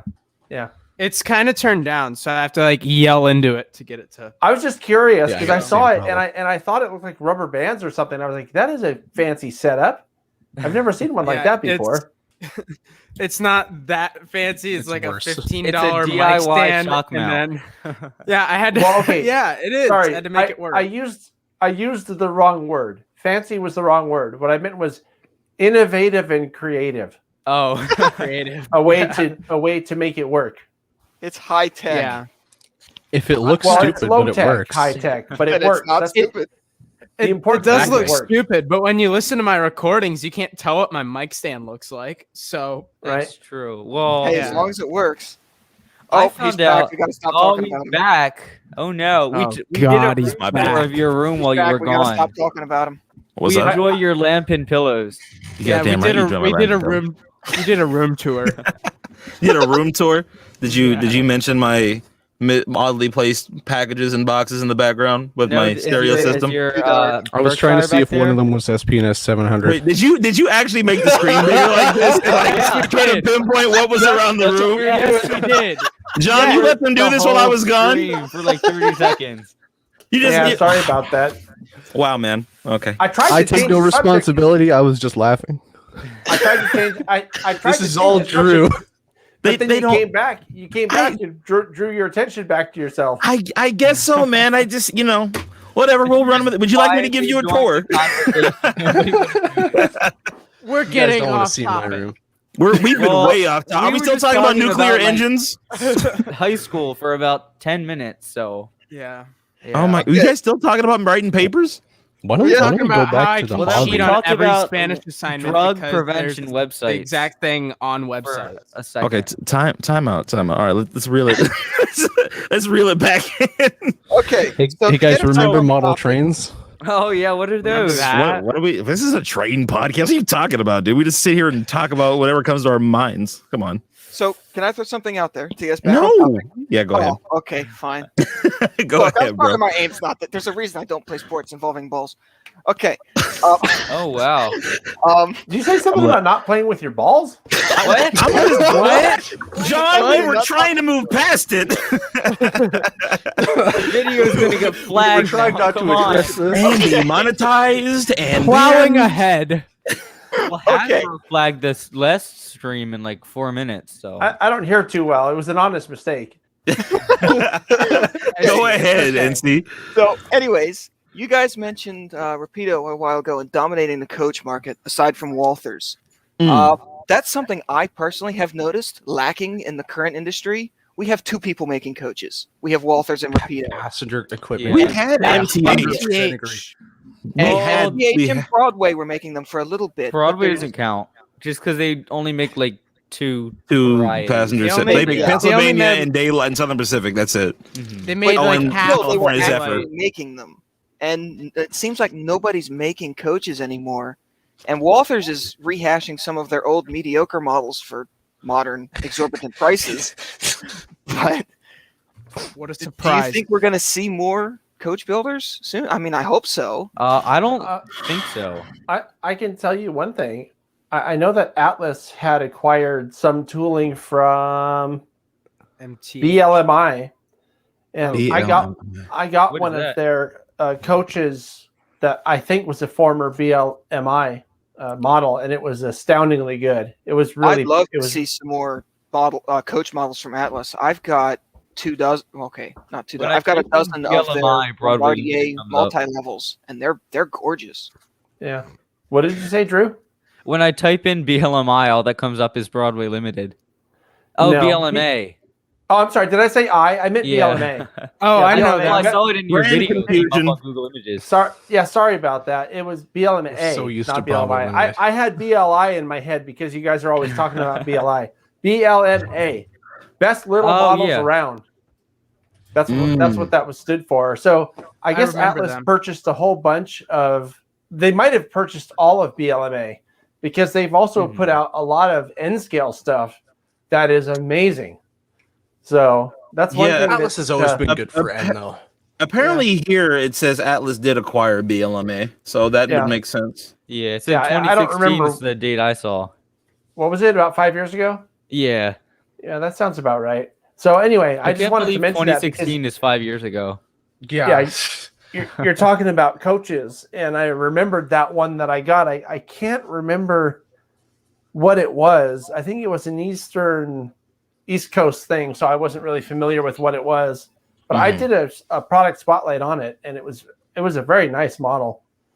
So there may be more forthcoming from Atlas, just because they still have the BLMA tooling. And I'm really intrigued by Scaletrains buying MTH. Also, Atlas bought a bunch of MTH stuff as well. So Yeah. Oh, We we covered that critiqued last that time. in the last We- stream. we Yeah, set we had a set that good time. dumpster on fire Yeah. last time. Wasn't that the Yeah. topic we started with? Yeah, they had one Yeah. job. We just didn't know what to do. Well, it was a question mark stream, so we, That was the news for last week. Go ahead. Yeah. Sorry. I was going to say what's interesting about that. One of the interesting things I think is that from the start, people would always ask, and you could ask, Drayton or Shane or any of these, Paul Ellis, any of these guys from Scaletrains. One of the most frequently asked questions of those guys was, when are you going to do steam? When are you going to do steam? They probably heard, when are you going to do a steam engine more than anybody? And so now we know. I mean, someone mentioned earlier, and I hadn't heard that they had something that they're working on a steam engine of their own. Yeah, But it's by- tooling, it's by- supposed to come out, announced by the end of the year is the current plan. Okay. But what I was going to say is by purchasing MTH, now we know for sure that they're going to do steam. Yeah. Right. Well, yeah, Even they're if it's- forced to. Yeah, even if it's You just heathens wanted Steam so bad. the best thing about it, and I don't know what they plan to do with DCS, because I think they bought that too. I hope really they don't do it. I really hope that they bought it so that they could kill it, because Yeah. they could use probably any actual DCC decoder in their new MTH tool stuff. expect and it will make ESU. it better. So John, when you say DCS, let me ask you this: do you mean proto sound, or do you mean just like the DCS like control system technology? I'm talking about DCS that they put in all of their well, not all of them. They put in their DCC compatible locomotives. They have their own decoders that run on their proprietary DCS, and they are known for not working properly. So here's the thing, because Atlas acquired ProtoSound 3. So I would assume that they also acquired the rights to DCS as well. I don't think Scaletrains acquired that in their acquisition. I think it was strictly just the molds. But Well, I hope you're right. Right. Well, because they haven't. We've asked about whether they acquired the Steam patents from MTH, and we got a no comment on that one. So that could really go either way. But that's a totally and that's a whole nother can of worms. Well, there. they kind of go together. I hope they put an ESU 5.0 decoder in it, because they lately, from my experience, have been amazing in what they've been putting out for Steam at least. And then I hope that MTH sounds are fine, but I would think it would be really cool if they came up with their own sounds, because they do a great job. Everything they make with the diesels they've done sounds amazing. So Yeah. I think the plan is for them to use ESU, if I'm correct, if I remember correctly. well, I don't know why they Gonna- change it just to do the Steam. No, I don't Well, see that. I yeah. don't think it would. You have to remember that those things also kind of fluctuate. I mean, like, for example, Rapido was using ESU. Now it seems like they're changing over to TCS. Well, maybe they'll. what they're saying is that they're just kind of using them both, but I don't know. Yeah. Well, but the point. My only point though was that I would like to see DCS go away because because it's not good. been known to not work well. And if in HO scale, yes, it's really a system that's designed for O scale models. Yeah, O scale is great for O scale people, but for that's HO, what I've been told. Yeah, I've heard the same, but I'm just Yeah. talking about HO because we already have the standard DCC for HO, and everything works fine with it. Well, almost everything works fine with it. I was going to say almost. Well, we're on the topic. It would also be really nice. I don't think it'll ever happen, but it would be really nice if Broadway Limited would make their stuff available as just DC so that you can install your own good decoders into it. Because BLI and dude. I would BLI accept and it with MTH just have like been wire built- leads in the tender. Like I don't even need a board. Just give me like the motor leads and like Like Yeah, don't even give me the powered wheels. Just give me the shell. yeah. I will say that I wish more manufacturers would do that because especially if you're like us and you buy a lot of engines from one manufacturer, after a while Rapido. you'll get some sound files that'll start overlapping between models, right? It would be nice if they either give you the option to customize the sounds from their own sound library. You can upload the sounds from the Broadway Limited sound library and put them right into your train, or have a DCC or ready version of the engine and you can put your own sound in it. Like both. I think both of those options would be fantastic. And I, like you were saying, John, I doubt they'll do it. But if they ever at some point got a freaking brain to do it, man, I think they'd sell more models, quite frankly. Paragon 5 is going to be DCC ready. I think No you're sound. right. Enjoy the think you're- sound of silence. I think you're right that they would sell more because if you think about this right now, if you want to buy a Broadway Limited thing, because their models look nice, I think their presentation out of the box is like, oh, this is high end. It looks like really expensive. Models are incredible, and it looks expensive, and it is expensive, but it's even more expensive than you think. And here's why: say you buy a $600 Broadway locomotive, Broadway Limited locomotive. Now you've bought this thing. And if you want it to be reliable, you're going to have to take out all their electronics and hardwire your own, whatever your favorite brand is. I mean, I guess the best ones are TCS, ESU, and Soundtracks. Which, by the way, someone mentioned about changing the files. Soundtracks has a way that you can do that. They have like a pitch shifter that you can change the sound of one engine compared to another one, so that when you're running them together, it just doesn't sound like a stereo. Yeah, I think I've seen that in a lock use sound code decoder as well. TSG15. I'm not gonna. Yeah, it's TSG free this month, by the way, for free shipping. Shameless plug. Free. Okay. My point is, so you've got a $600 locomotive. Start with that. Now you got to buy a $120 decoder. And now you got to do the work, which takes time. So it's not a $600 locomotive. It's like an $800 plus locomotive when you're all said and done. And is it really worth that much? Well, it funny depends, question. right? Because MTH is kind of the same. So I mean, no, MTH let you get DCC ready. You did not have for diesel. For diesels, not for steam, but for diesels they did, yes. And after a while, I'm not sure towards the last 3 or 4 years, I'm not sure if they did that for the last 3 or 4 years they were in business. But I do remember 10, 15 years ago, they were doing a lot of DCC ready models. The SD70 Aces, people were buying those like hotcakes. Yeah. Yeah. And they were great because they pulled really well, and you could put whatever sound you wanted in them. Here's the thing, and this is my personal preference when it comes to sound. I understand what people say when they talk about Broadway Limited sounds and how they're not great. With Broadway Limited, it's kind of a hit or miss thing in terms of like their sounds and their sound decoders. What I like in the hobby is variety. I like a variety of different sounds. I like the sounds like Broadway Limited trains. You can tell it's a Broadway when you hear it. MTH trains, you can kind of tell it's an MTH when you hear it. And then when you have the custom sound decoder, so your ESUs, your Lokes, that's the same thing. Your ESUs, your TCS Wow Sound, your tsunamis, your tsunamis. It's good to have a market where you've got tons of variety in sound, because if you've got a really elaborate layout and a lot of locomotives, it's going to make each train sound different. So I'm not personally, I'm not opposed to Broadway Limited doing their own sounds. And from a business standpoint, I kind of understand, because why would you negotiate a contract from someone else to do their sounds when you can just do it in-house?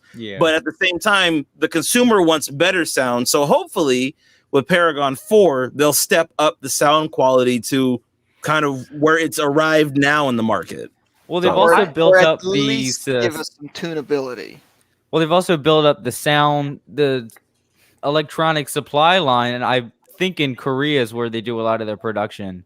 But you can't just say we're done and lose all those jobs. But Yeah, but guys, I'm not even talking about their sounds. I don't think their sounds are bad. I'm talking about their reliability of their electronics. It is notoriously horrible. Yeah. Like if you get one of their models and you put it on the track, there's a good chance it won't even work. Now, to their credit, if you complain about it, you have to send it in, and they're pretty good about fixing stuff and sending it back.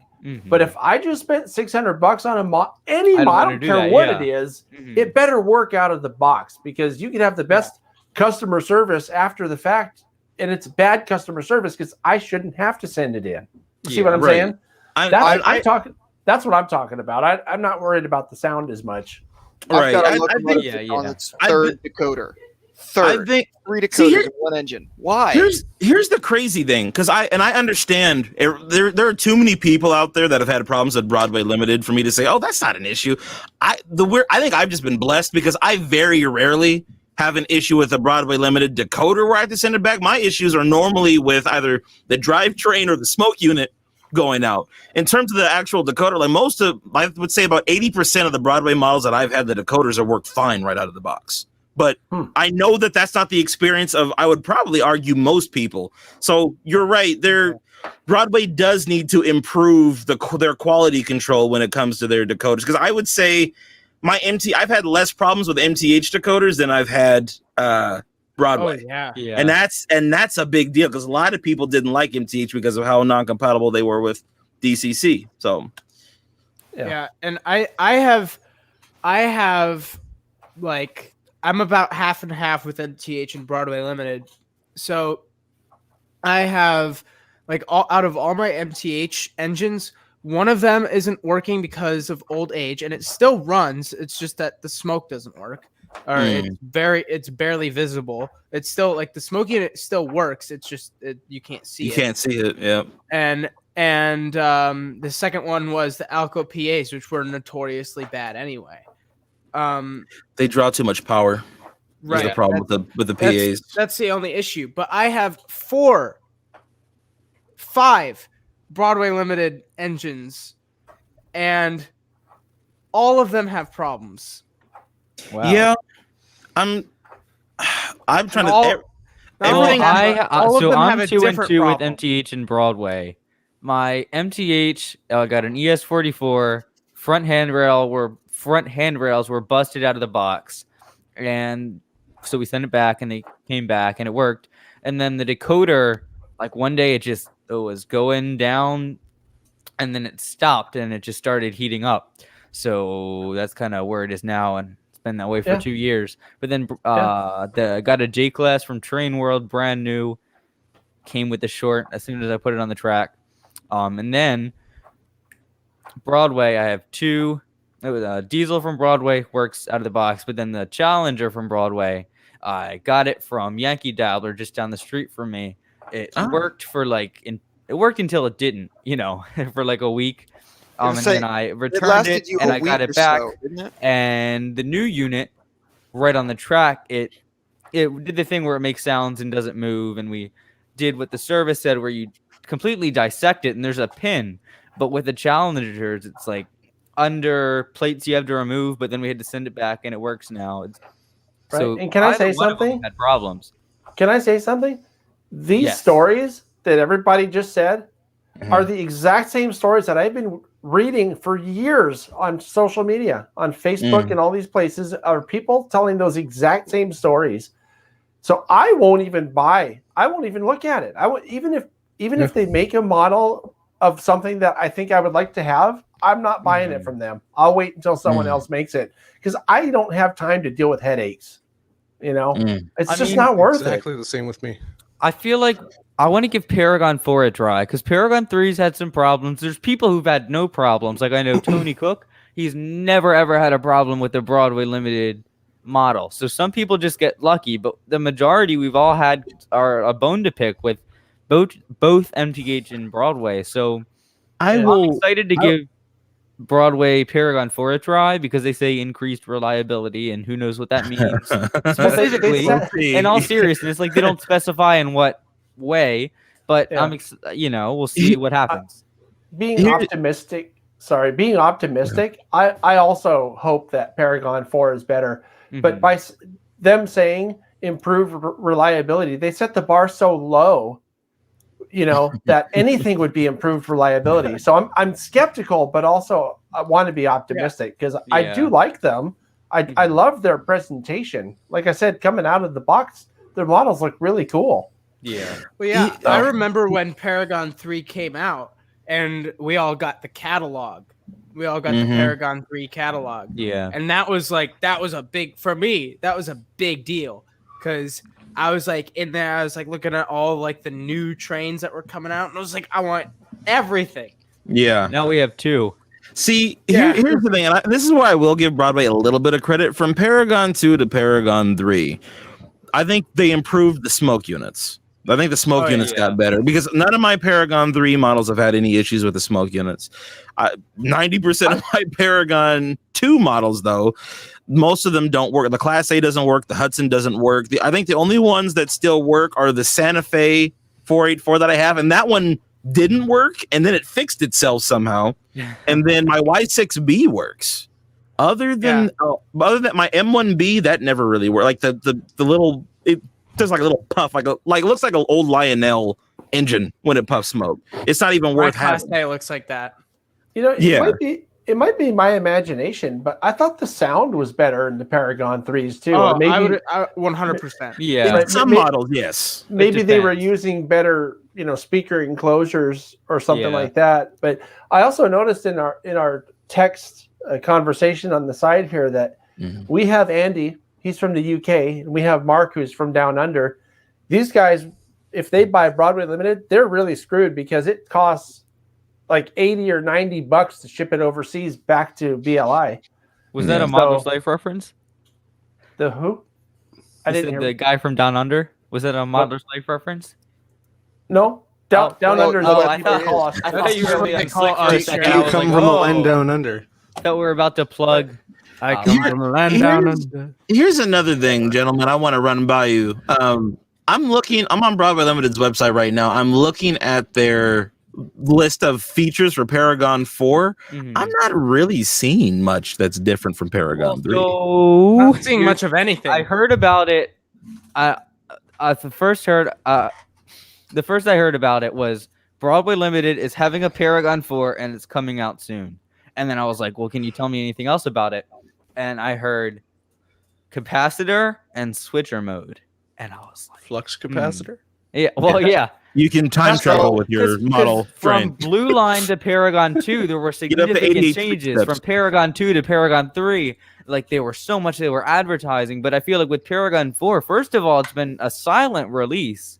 So well, they haven't well, that's the thing, they haven't released it yet. They're just getting the word out to the general public. Yeah. So I feel like there's things that either they're kind of under publicizing so that they can over deliver, or there's things that they just haven't released yet. Or maybe they're using this as a stepping stone. Here's the deal, because let's think back for a minute. What was the difference between Paragon 2 and Paragon 3? Because a lot of Thunder was the big Rolling Thunder and the smokestacks on the models. Those were the only two things that changed. Outside of that, Well, there was some Everything- sound improvements. And better sound. On some of the models, yeah. So- But that's all that's doing is you're just putting a different sound file in it. They could have done that with the Paragon too. Well, speaker enclosures and like the quality sounds better. Did they change the speaker enclosures? Because on every run of the Y6B and the Class A, it sounds exactly the same to me. Look at the first I've one. seen, it sounds like less reverberation, that kind of stuff, and you can get louder volumes with less reverberation. So, I don't know. Maybe that's just me. None of my BLIs have speaker no. at all. They're just there. That is incorrect. It does not do less vibrations because my S3 shakes itself to death. Wow. Okay. You know what doesn't have shakes much itself to reverberation though? I'll say Rapido. repeat. I knew it. Yeah. Oh my god, dude. So. But Paragon 4. Do you guys want me to pull the list up on? Sure. Yeah. Go Yeah. for it. Do this. Share Catch your screen. screen They share. still only have 2 engines in there, right? One. Well, they didn't list the Dreyfus in The there. Dreyfus, yeah. Dreyfus, lock sound, lock Dreyfus, sound. Dreyfus, It's the I don't same know. thing. Okay. So, gentlemen, yeah. All right. So, operates in DC and DCC with improved DC speed control.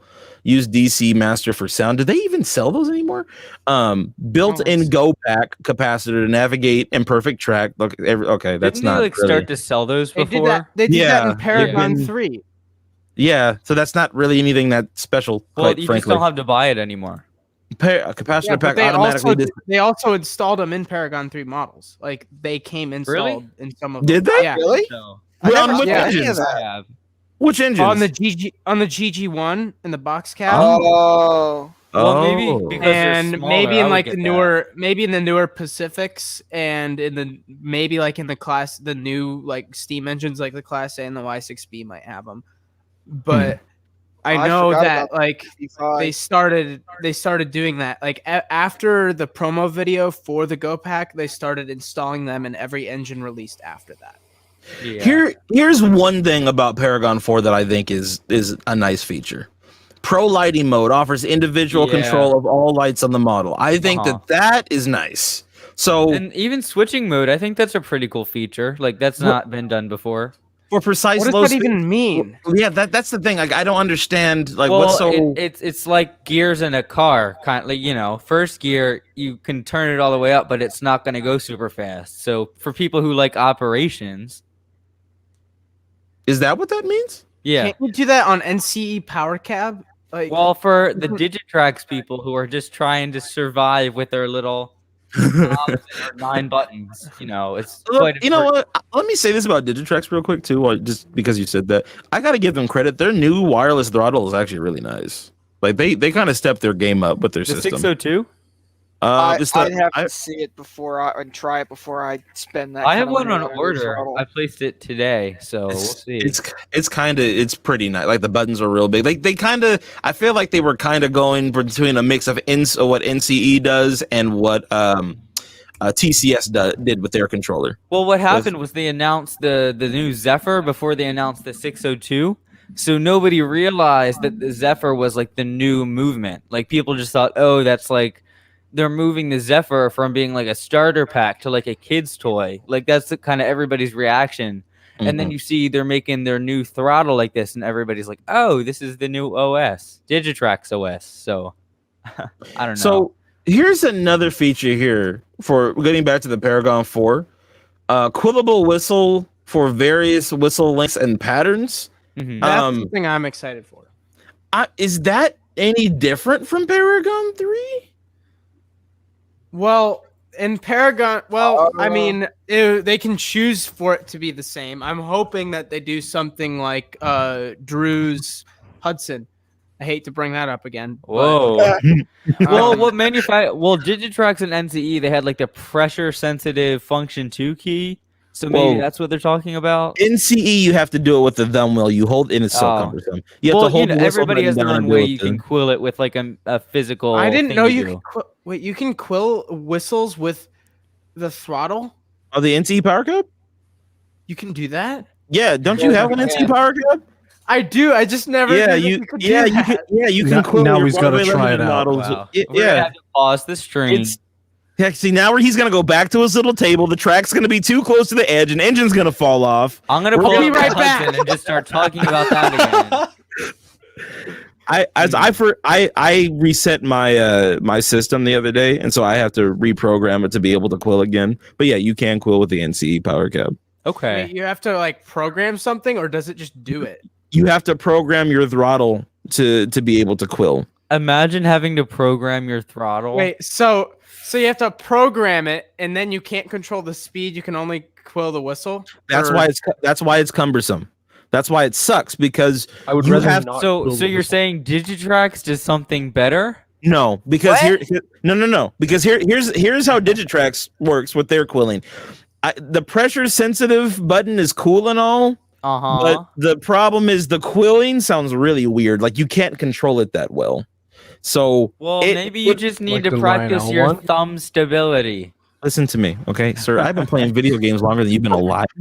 Right? My thumbs are fantastic. Yeah. Don't talk to our generation about thumb strength. Listen here, young man. All right. Like We all grew thumbs. up with with our OG Nintendos, dude. Yeah, dude. Yeah, Nintendo the DSi was NES, the bro. thing to get when I was in elementary school. Play Super Mario Bros. Okay, or Legend of Zelda, and then come back and talk to me about thumbs. Mario all right? Kart 8 was what I grew up on. So Mario Kart 8. Yes. Bro. You know what we had back in my day? We had a Nintendo 64, bro. Bro, I was playing on the 64. Wii.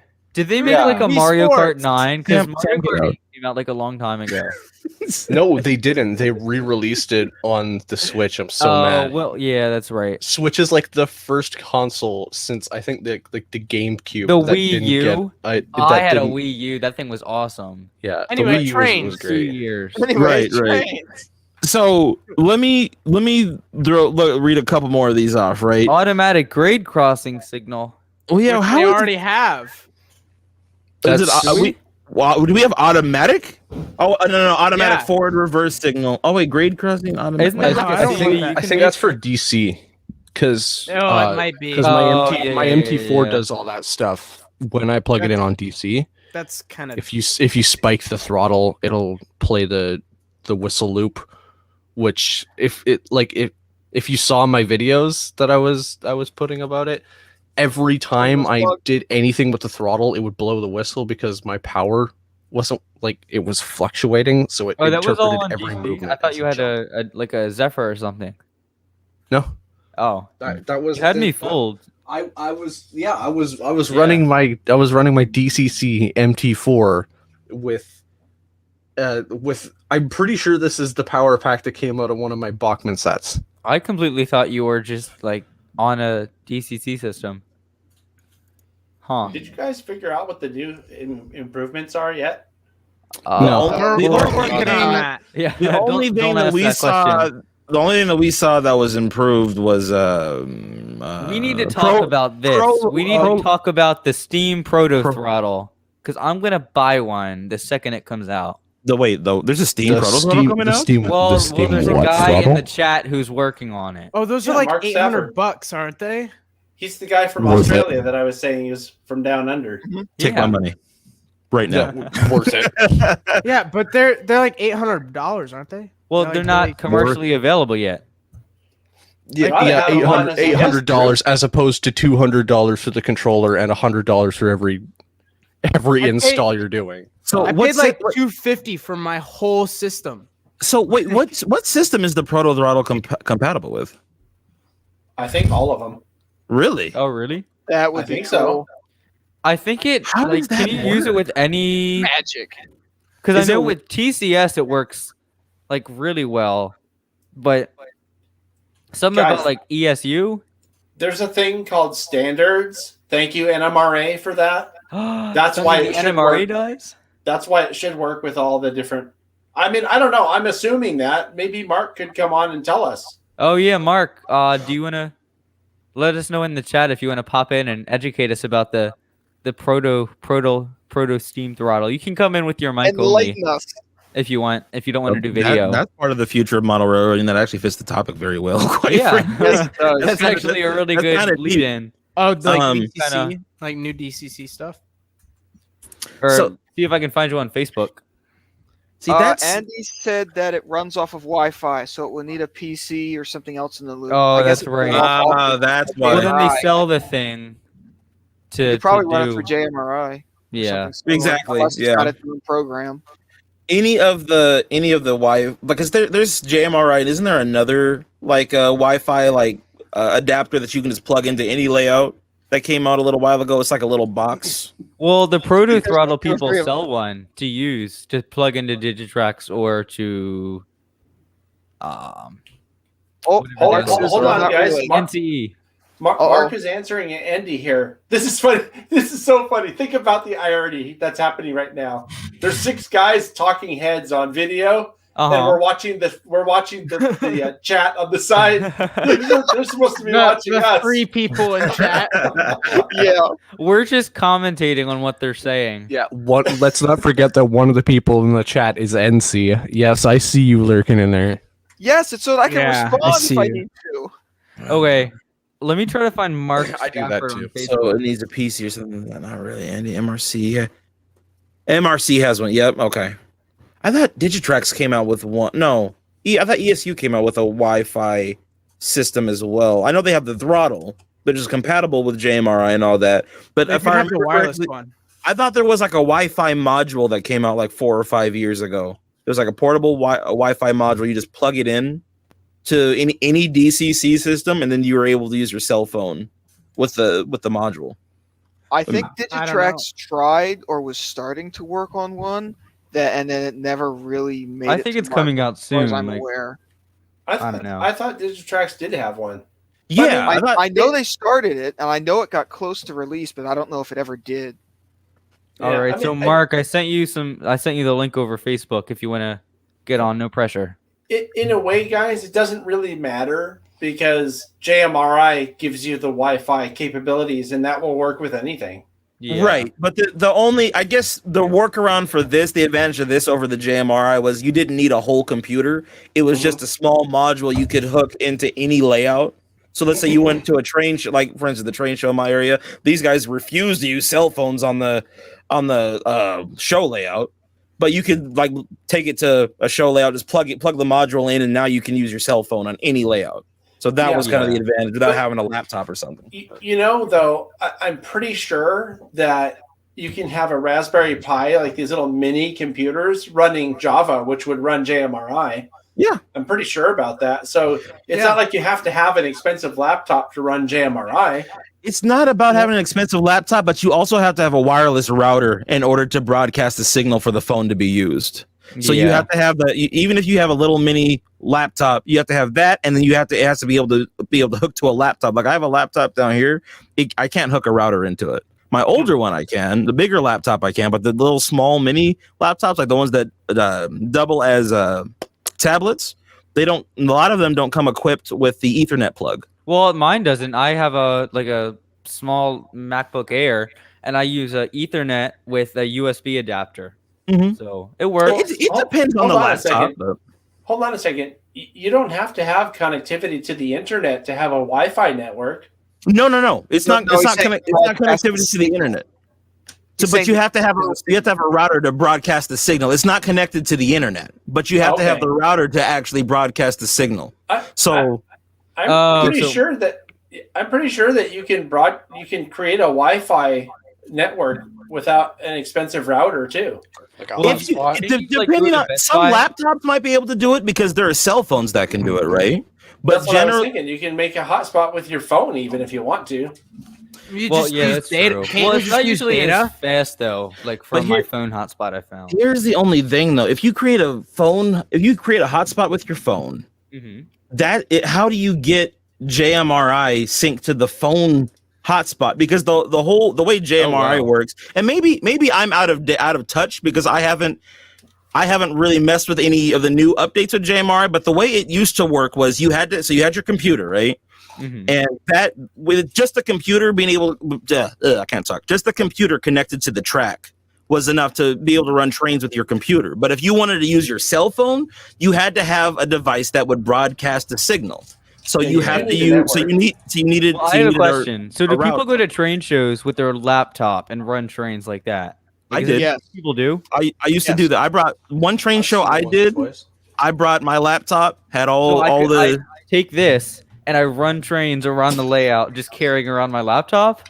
Yeah, What just happened, Drew? If you You want, can do that. to. I want a laptop so I can just shake it. Is that Oh. really less silly than showing up with a giant box full of little trains? Show But up with a Zephyr and try to plug it in. But here's the thing: there's no point in walking around with your laptop running trains when you can just do it with your phone. Yeah. You know what I mean? Like, but I mean, if you wanted to be cool and be the guy behind the counter and running your trains on your laptop, like you could, I guess you could do that. You mess with You people. have to always dress like a I could not, 2000s like- hacker oh my character, God. though. Just like the black trench coat, the sunglasses, even Just though you're be an indoors. antisocial guy in the corner, just. Yeah, I'm just running my big boy today. You had Don't mind me. you're like hacking the layout. Like- So I interviewed this guy for the recorded podcast I do, and he's was about the Nick's Trains Decoder buddy, but I had a second guy on there who really knowledgeable. He was talking about Wi-Fi throttles and how you can get your system hacked, and he was saying this one club, and he was warning them about it, taking it to like a community center where like it wasn't in the best areas. He's like, somebody's gonna hack it. Well, he's like, he went in and hacked it because all the club people were like, that's not going to happen. So he got on his computer, he hacked into the Wi-Fi system, and he made 2 trains go full speed. And What a I'm like, jerk! that's an evil thing to do, but that's really funny. Like people used to do that at our old train club all the time. Like they'd like plug in their throttle and then like type in the number of your train and then just start like cranking up the. It's like what's going on? Like why is my train not responding? On Digitrax, that if you sounds like the steal sort of thing something, I you would need to do. like reset every single thing. But if you do it on NCE, apparently it's just a funny joke. Like I would do that, but I would do it non-maliciously. I would just hook up to like people's big boys while they're going around and just stop it. Or I would like start blowing the whistle just every 2 seconds. See They're who just has like, "Oh, momentum what's and going who on?" doesn't. Just get on every single thing and bring it to like Wait. speed step 0 all of a sudden. And some things are No, going to be wait. fine. Some things are just going to be Yeah, like, Or and just here's the just thing, how if long they're- until they realize it's not a short? if they're not running momentum, set the momentum all the way up. No, not on Digitrax. If you program on the main on Digitrax, everyone's train is getting programmed. So you're gonna reset everybody's momentum. that's the misunderstanding about Digitrax. You can program to your, well, it depends what you use. If you use like ops programming, you can program without programming everything else, as long as nothing else is on the address. So Set everybody's Address momentum up, and then all. they try and They never- stop. It's just like, they why is it stopping? people who use no momentum, like they'll go like full speed to like the end of like a stub track and then just like stop all of a sudden. That would be payback for a lot of that. Yeah, I don't Especially use if it has a momentum majority of the capacitor time. and it just keeps on going. Let me bring this up to you guys because this is something I did want to talk about tonight when we're talking about like the future of model railroading. And John, I want to get your perspective on this because you probably are going to be more knowledgeable than a lot of us in this subject. LCC, I guess it's an improved version of DCC. It gives you like full control over not just your trains but like your entire layout, like all the accessories, all the lighting, everything. If you have an LCC controlled train layout, it's like DCC but on steroids. John, do you know much about LCC at all? No, I've I never really heard don't. of it. I know people who know everything about that stuff, but they talk about it and it goes right over my head. I do know that LCC. This is what I've picked up, if I remember correctly. So I'm going to have a lot of caveats here and a lot of preface. I know that it was developed because people didn't want to bog down DCC systems with all the stuff on the layout. So I'm pretty sure that LCC was created to control the layout where DCC is used to control the trains. That's all I know. I see. Because I know that the new TCS throttle is LCC compatible. So you can control any LCC equipped items through that throttle on top of all your DCC stuff as well. How expensive is an LCC decoder? I don't know because I've never heard of anyone $400. selling. I've never heard of anyone selling one. Mhm. I'm sure there's a simple module for it. Like you would just take all, like imagine, let's say you got a little town on your layout, right? Mhm. And you want to be able to control all the lights in the town. You just would hook each light up to like a light module, and that would probably have some kind of board in it that would be able to talk through the system, Yeah. and you can just control the lighting through your controller. Oh, So- I would completely just different. use Woodland Scenic's like quick plug. Yeah, Just exactly. That's exactly what it is. I want to That say just this seems before I so forget easy. it. Could we look at the TSG multimedia video of the guy who made the steam engine Throttle? It was like the cab of like a 7.5-inch gauge locomotive. You're And he talking hooked about the throttle up. Jack Burgess Yeah. built that out of brass. Wait, hold on. What is this? Yeah, go look up. I can't. I don't know what you guys are talking about, but I heard Jack Burgess, Weird. so I want to see it now. What's the video? TSG I heard multimedia. steam and Jack brass. Burgess steam. All something. you had to say was Steam, and I was interested. I can tell you what it is if you guys You want had to find me it. at Everybody's paying Steam. attention now. It's model railroading with Jack Burgess working with brass. Oh, that's what that is. Yeah, that's the one that thing appears on. It's amazing. I've seen it in person, and it's just like wow. And did How many you catch people would the- offer to buy that thing, no matter how expensive it is? I don't think it's for sale. Well, I get. Yeah. Well, what is this exactly? What are we talking about? It's a Well, steam, you'll see, It's you'll a see. steam backhead. Let me. It's a steam backhead. And here's the cool thing about it. He actually had that thing wired to control trains on his layout. That's sick. That's what I've always wanted to do on my dream layout. When we do that podcast, that's one of the many things I had on a list of what I want on my. Oh my god, dude, it's so sick. Yeah. well, here's Someone they're took my gonna idea. the future in 10 years. They're gonna have that thing, but on like a Segway, so They you would know. follow it around, follow your train around the layout with your. This was always my idea, right? Let's say you made like a cab, right? Just made a false cab. Put that on your layout, and in the windows you had computer screens, right? The Yeah. cab would let's say the cab was on like some kind of I don't know what you would call it, but like some kind of motor system where it would sway back and forth, and you can basically control A gimbal your system. yeah, but you can control your trains like a steam locomotive, like an actual steam locomotive with a throttle and all that from the cab. There's a camera in the train, so you can even have cab view from your cab. Like that's also a DCC controller, and just run the train in real time. Oh, That whistle would be- cord and quill the whistle. See, Sam. See, that's why You hook that thing up to a Pennsylvania I-1, and then you crank that thing into speed step 10, and then you just fall out the back of the cab. See, like something like that, and I know that that's not something that would ever be mass produced, but I know that someone could do it, right? If you Like make someone enough money. Yeah, like if you see, that's why I have to be a millionaire one day, so I can just like buy a bunch of stuff like that, and it's like have developers just make me custom train stuff, and it'd be sick. But like that, like stuff like that would make it so immersive. Like you actually feel like you're driving a steam locomotive because like your cab is swaying back and forth. It's responding to the speed steps of the train.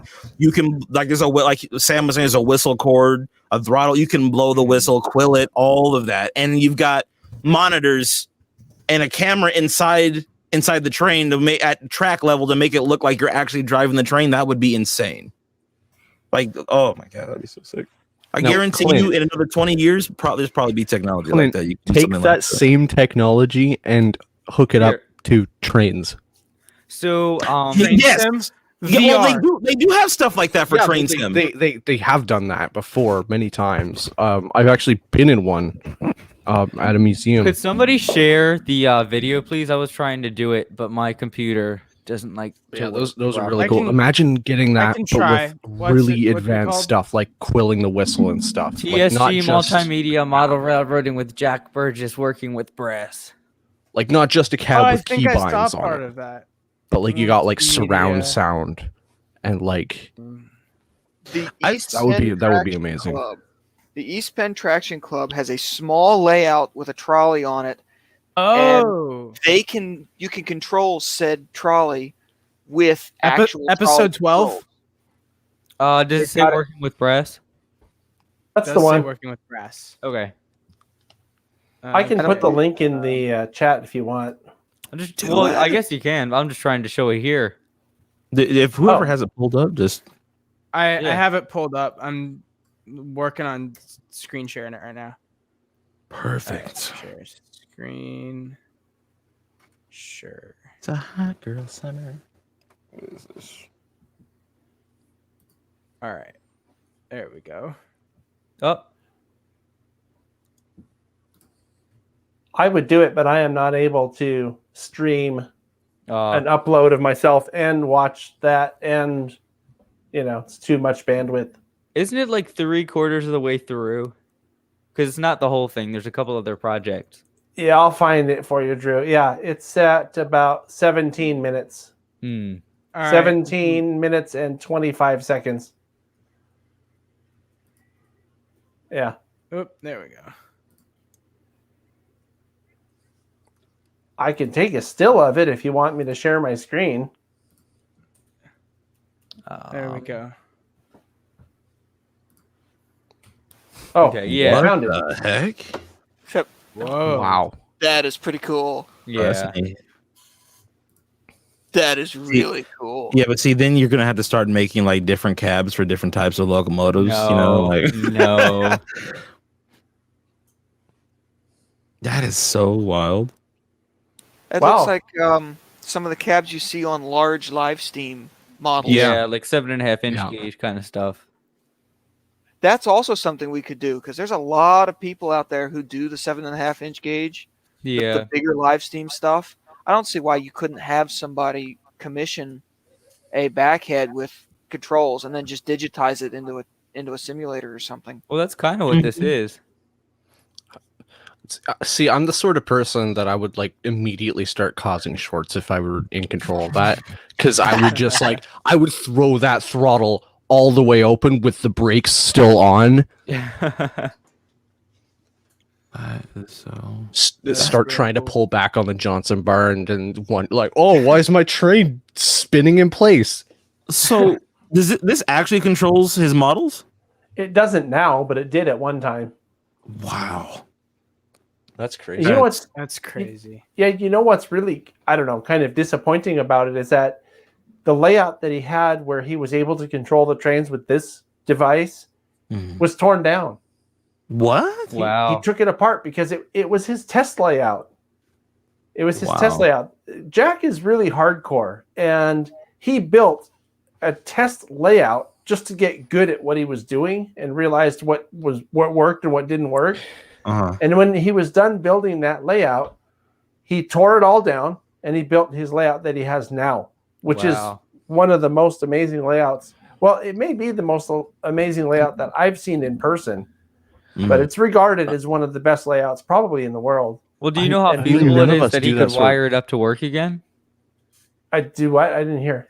Do you know how feasible it is that he could wire it up so it could work again? I don't know. I'm not sure that he has any interest in wiring it up to work again because it's not DCC. It was done using analog. Oh, okay. Oh, okay. But the thing is, though, it wasn't just pull and it actuates the throttle. It actually did stuff. Like if you watch that video, you'll see he describes the whole thing. Wow. He describes the whole thing. I mean, it even had where it would tell you when you were getting low on water, so you had to refill your water, stuff like that. It's pretty cool. That's amazing. What happens if you run out of water? Does the train stop? What he should have done is wired that thing up with some explosives so it would blow up in your face. Yeah. Well, the pressure's too high. At bare minimum, like a smoke machine. Yeah, I'm so hardcore. I wire my trains up with explosives, so if I don't watch the water, they blow Stick up. of dynamite in every Not boiler. just the train though. Not just Well, the we're train. talking about what's going to Load that happen in 10 backhead years. with it too. Digitracks, they're not going to do Wi-Fi throttles. They're going to have a throttle that zaps you when your boiler water level gets too low. You just have to have your Nice. hands on the contact. That's a lawsuit waiting to happen. Yeah. In all seriousness, I don't really know the answer to the question. I think if I had to guess, he probably never ran it to get until it went out of water. You know what I'm saying? Like he just wouldn't do that. I see. So Well, maybe that's because he wired up explosives. That's neat. How did he program all of that in? That's insane. Well, it was like an ancient Arduino. That's a now that I think about it, that's one thing I've always kind of wanted in model trains that has always kind of been missing is some sort of simulation of fuel consumption. Well, because I think get one of the most, Shane especially with Wilson talking steam about engines, virtual reality. especially a with steam depleting engines, coal one load of that the most didn't work. interesting things. Mhm. One of the most interesting things about steam engines is their servicing, and like one of the coolest things about steam trains is the giant servicing facilities that were necessitated by their use. And they're really, really cool to model, but there's not really any purpose to model them at all. I think Broadway was experimenting with some depleting coal loads, weren't Yeah, they? on the It's big boy. supposed to be on the Yeah. big It boy. didn't work. That I think It worked- I it think worked on mine. Lionel has depleting coal Yeah. on Oh, some yeah. model. Does it Yeah. On look, their big boy. does it It's look good on amazing. Broadway's product? Does it look good, or does it just No. fit? No. That- See, here's the deal. that- Lionel perfected the depleting coal load. Broadway tried to do it on the exact same engine, and it wasn't. Do you have a video of it? Yeah, I can show you. I mean, to be Sure. fair, we're talking about different scales here. Wasn't it O scale Yeah. that Lionel was It doing? comes down to the Yeah. type of material that was used. You could have done it in HO scale, but you would have had to use more expensive materials. The model that was I've seen it done in HO scale on like brass engines and stuff, but like that's getting into like the really fancy. We're not going to talk about brass tonight. That's the topic. No brass allowed. But we can talk about we're not Broadway allowed for 6 hours. Adam's let's just talk gonna about it without Adam. miraculously appear in the stream. Okay, let me. Yeah, he's not even going to show up in like the back room or anything. He's just going to pop in and he's just going to be like, pop in. actually, I heard you talking about brass. I have these Don't 3 say items brass. I'd be willing to sell you for a deal, or we can talk about brass, but you have to choose one. Hold on. I'm trying to get to the part of the video where here we go. Yeah, this was really. Where is it? Come on now. Is it gonna? I'm gonna share my screen in just a second, guys. I want to make sure that I can get this because this is neat. Eric 'Cause Siegel did a fantastic video. So I thought the Broadway one, it was just a servo motor, and it would just click down every minute or so, and it wouldn't even like move slowly. It would just click, and then it would click again, and it would. Well, would it click. make like an audible clicking sound? No, it would just like you could see it move. It is bad. There it is. There it is. Okay. train controller gold gives all of Before I that. forget about All it, right, boys. Away. Oh wait, before you forget about what now? that backhead control system, that would be a good thing if he wants to wire it up to use it again for a small layout. The East Penn Traction Club has a small diorama type layout that just goes in a circle with a little trolley, and they've got a throttle and a Yes. brake from an Mhm. actual tram. Yes, that is and a amazing. bell wired. Yeah, Drew's seen it. Wired up to run the trolley. Well, it's not wired up. It's like a bell you stomp on. Like it's a No, I'm talking about the throttle crate. and the brake. And you The yeah. throttle and the brake are wired up to run the trolley on this little Mhm. layout. That's It's- amazing. It's pretty darn cool. It's really cool. The layout that Jack had that he used that thing with, it wasn't like a big elaborate layout. I think it went on 2 sides of a wall or maybe one side of a wall. It was much smaller than what he has. And that thing was obviously stationary, and you could sit there and run the train and watch it on the layout. Yeah. But I mean, that's probably why he took it down, because it probably wasn't all that fun. Yeah, it was probably cool It in the wouldn't be beginning. practical for a bigger layout to have something that's stationary like that, especially when and that's- in. Right. Yeah, Clint, go and ahead. That's what I was going to say. That's why he did it, because the whole advent of walk around controls with easy DCC. Right. So what or locomotive is actually this he uses System 1, which is the predecessor to NCE. Oh wow. This is a big boy So- from Lionel. I thought this Yes. was Broadway Limited. So this is the Vision Line Big Boy. This is what Already the that coal depleting. load looks amazing. So this is what it looked like the depleting coal load in O scale. Depleting coal feature on the tender, as I said before, in its natural somebody's in the state, it is stream. a fully automated feature. So as you run your big boy around your layout, the coal load will very slowly deplete Oh, Mark's here. We'll have to get him on after. to this point, and then you'll have to reset it and refill the coal. But to save time, I'm going to show it to you right now in demonstration mode so that everything happens faster. Now, to deplete the coal load in demonstration mode, Do it already, dude. Jeez. on the boost I know, right? button, you Hold on, I didn't think he was gonna take. and that will start the depletion of the coal. You can already see it going down a little bit. To go with it as well. So let's give it a try. Oh yeah, look at that. Yeah, I've seen Wow. I think I have seen this. It's really neat. this. He Oh, says it this goes is down- it's- faster, but that this looks prototypical to me. Wow. So it isn't. It's not like a platform that lowers. It's like flexible. Yeah, it's the coal itself is made out of there's a mesh material with real coal on top of it. Mm-hmm. And there's a motor underneath that's pulling down that specific part of the load Wow. to make it deplete like Is that. it just the one, or is there like multiple? There's just one in there, and it pulls it from Like right around there. yeah, right Wow. around the front of the. That's but- really cool. That's how it was in O scale, and then I don't have a video of the Broadway coal load, but this is pretty much what the Broadway coal load looked like. Like that's what Broadway Limited looked like. It looked like one of them false hearts. It looks like it's breathing. Yeah, It's like- exactly. It's like in a science museum. They're teaching people how lungs work. That's exactly what Wait, it so looked did like. it actually like move like that? Did it like go down and then back up? Yeah, so in the Broadway, it was only the front part of the coal load, and it would go like this, right? And it would just look really awkward. Yeah. You know what?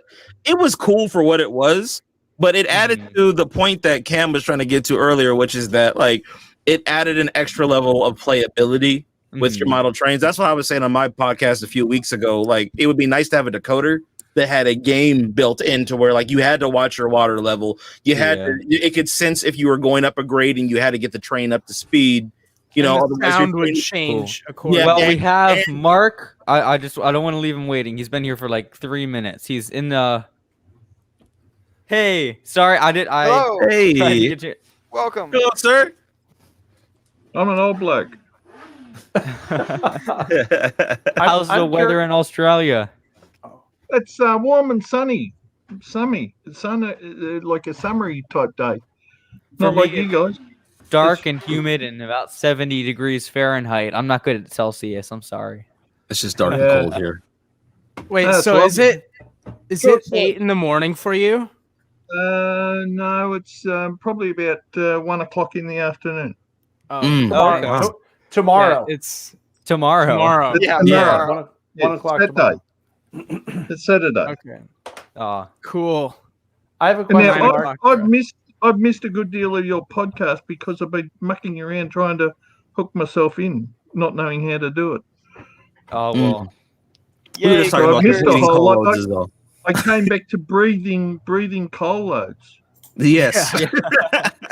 Yes, you came in at the perfect part. Yeah, we were just Yeah, talking we're about the demonstrating human bodily function with model trains. yeah. In fairness, for a 4-bay hopper, it's not that far off. Well, we have Right. Lionel did the breathing lungs, and then what was it? The coal hopper did the heartbeat. Right. I So, want to Mark, find out. I wanna could you find tell out us about a bit about your Steam ProtoThrottle you're working on? Because if when it comes to market, I'm gonna buy 4 straight off the bat. So Will there be That's, one for a Shay? That's going to be interesting. Who's going to build them? Rapido. Oh my god. I've already talked to There he Rapido. They said no, they're not going to build them. Mm. Well, I'm sure maybe the ProtoThrottle people who are already making the diesel ProtoThrottle. I can see Work Scott with Horton's ProtoThrottle not doing going to it. build them. I've already asked him. Mm. Well, what's your idea? What kind of plans do you have? That? Oh wow. Oh, where is it? There it is. That's a ProtoThrottle steam. Wow. So, Could you Mr. just- Mark, what is your background, sir? Do you have a background in electronics? I was actually. I'll go back. I was a model railroader when I was 3 years old. Mm. I've always been a model railroader. I always will be a model railroader till the day I die. Mm. That's a good way to And- And at your age, when I was you guys' age, I wanted to build a TAT5 controller and none of you guys will know what that is, but that was like a really high-tech electronic controller back in the mid-60s. And to do that, I joined an electronics company and did electronics just so I could build that throttle. Wow. And I never built it. That's how it goes, right? So let me ask you. So, I'm sorry. Go ahead. I finished up building Fender amplifiers. Really? Yeah. It was a band I played in, so me and John would like hang out then. I'd play bass and he could play drums. Really? It's the rhythm section. You're a drummer too? He's a drummer. Yeah, dude, that's awesome. A fellow drummer. Wow. Okay. One day we're just going to be playing music in this podcast. We have. I'm a saxophone I player. wouldn't put it past us, dude. Drums. We need a custom song intro for Drew's podcast. Yeah, we need to make it ourselves. Let's write one. Sam's the one going to music school. I'm just kind of sitting in mid-section alto 2. So. Oh, you are a saxophone player. Yeah. Aha, I see. Aha, yeah. So, Mr. Mark, I want to close to having a band. So, Mr. Mark, I want to ask you this question because you said it. What was the name of that throttle that you said you were trying to make that you never did? What? I'm calling. Oh, it was Tet 4. What was that? Was that like DCC before DCC? Oh no, it was way before DCC. It was a DC analog controller. And I sort of suspect that Jack Burge's throttle that you were looking at before, I think that's what he had in there for electronics. I think it was something like that. I remember him talking about it, something like that. Yeah. I don't recall the details, but it was something like that. It was really state of the art back then. It was like magnificent. And so, what was the advantage of it? Just more control over the trains in general. Geez, you're really stretching. We're talking 1965, man. Well, I'm curious about what made it so state of the art. Electronic circuit back then. All I can remember, it was way cool at the time. Way cool. But I was inspired by the ProtoThrottle. I think the ProtoThrottle is one of the best innovations that model railroads have done for ourselves for years and years and years. It's amazing. And the one before that was DCC. Yeah. So let me ask you. So your ProtoThrottle is your ProtoThrottle going to have like a flickering firebox on it when you when you're driving the train around? Darn it. All right. I was hoping. I feel like that would be a little bit distracting if you had a firebox flicker on the controller you did itself. open the little. I've been doing this for 2 years and a bit now. It's getting close to 2.25 years, 2.5 years. Very early on, very early on, we decided that we were only going to do the driver, that we would not swing around to the fireman's duties because that would severely take away from what the driver did. And every video you see out there right now, and I mean everyone, and this one, John, I'm going to throw this at you because you're a videographer of note. You get in the bloody loco and you do the driver opening the throttle, and then the firebox gets opened up and the camera immediately swings around to the bloody stupid firebox. It's a fire. Leave it on the driver. I want to see what the driver does. I want to see him operate the brakes. I want to see him operate the reverser. I want to see him operate the quadrant for the throttle. I don't want to see the fire. We've seen those before. Mark, sir, I'm gonna have to respectfully disagree. I love how like the fireman's duties. I think they're so interesting. Yeah, but I understand what you mean though. The operation of the train is you want to see the train. It's not like the ProtoThrottle. is it? It's not the ProtoThrottle. No, and it's never going to be. Yeah, like that's sort of saying that the ProtoThrottle should have a fuel line view that where you can see the bubbles go past the fuel pump and that would be a little difficult. Yeah, but it's like doable. But yeah, is it interesting? Mm-hmm. That steam backhead of Jack's had a sight glass that would go down. Well, that also had a whole big compartment to it. Like it wasn't something that had to be handheld. Yeah. Right. So. Oh wow, guys, I gotta take off. I want to stay because I want to see more about this throttle, but I have to go and eat. And there's a virtual op session at SVL tonight that I was invited to go to. So cool. Well, I really appreciate you making the time. Thank you. Mr. John, it was an honor speaking with you, sir. It was great having you. It was great talking. Thanks for having me on. Mark, it was nice to electronically meet you. I know we've been talking on Facebook. John, I love your work too. Thank you. I watch all your stuff. Even your N-scale stuff, dude. What's that? Even your N-scale. And I'm in O-scale. I'm offended. Right? Cool. All right. Well, thanks, guys. I'll talk to you all soon, right? Take care. Cool. We'll see you later. Have a good night, sir. Yeah. Adios. Yeah, Have a good night, man. We're just swapping legends in and out all night, aren't we? That's crazy. Yeah.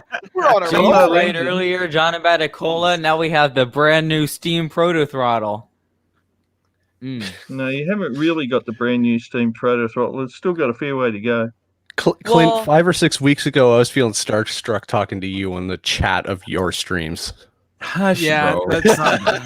Calm down. Now I'm sitting here between like James Wright and John Abaticola. Like that was Catalyst, man. Me too. I was like, he's recognizing that I exist. No, and he then booked just, Shane Wilson James for comes May, on the channel so- tonight, and I'm just like, he's here. I don't have anything to talk about. Guys, seriously, I'm you. I am you. I'm an older version of you guys. I started the hobby exactly like you did, and you are, and I'm just a bunch of years older than you. That's, here on that point, I want to ask you a couple questions because you've seen so much change in the hobby. What was it like watching DCC like come along and sound and like the evolution of that? Like for someone who grew up, running trains analog because that was the only way to do it. Like what was it like to see the models become more and more realistic over the years? Frustrating. Oh wow. Yeah. Well, I guess because you keep putting money into upgrading. No. I was in the industry of designing computer systems at the time that DCC arrived, and I tried to get involved with designing the specifications for it, and I put forward some things that I thought were absolutely necessary, and I was shouted down and told to piss off and go away. Wow. Watch, they're all the same things we're complaining about in these podcasts. What things did you feel that DCC should have had that we don't have?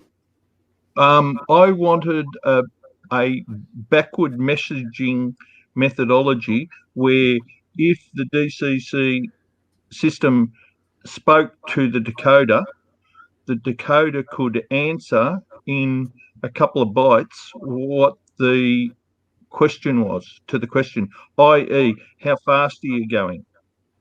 Right? Have you got a load on board? Yes, no. So it would make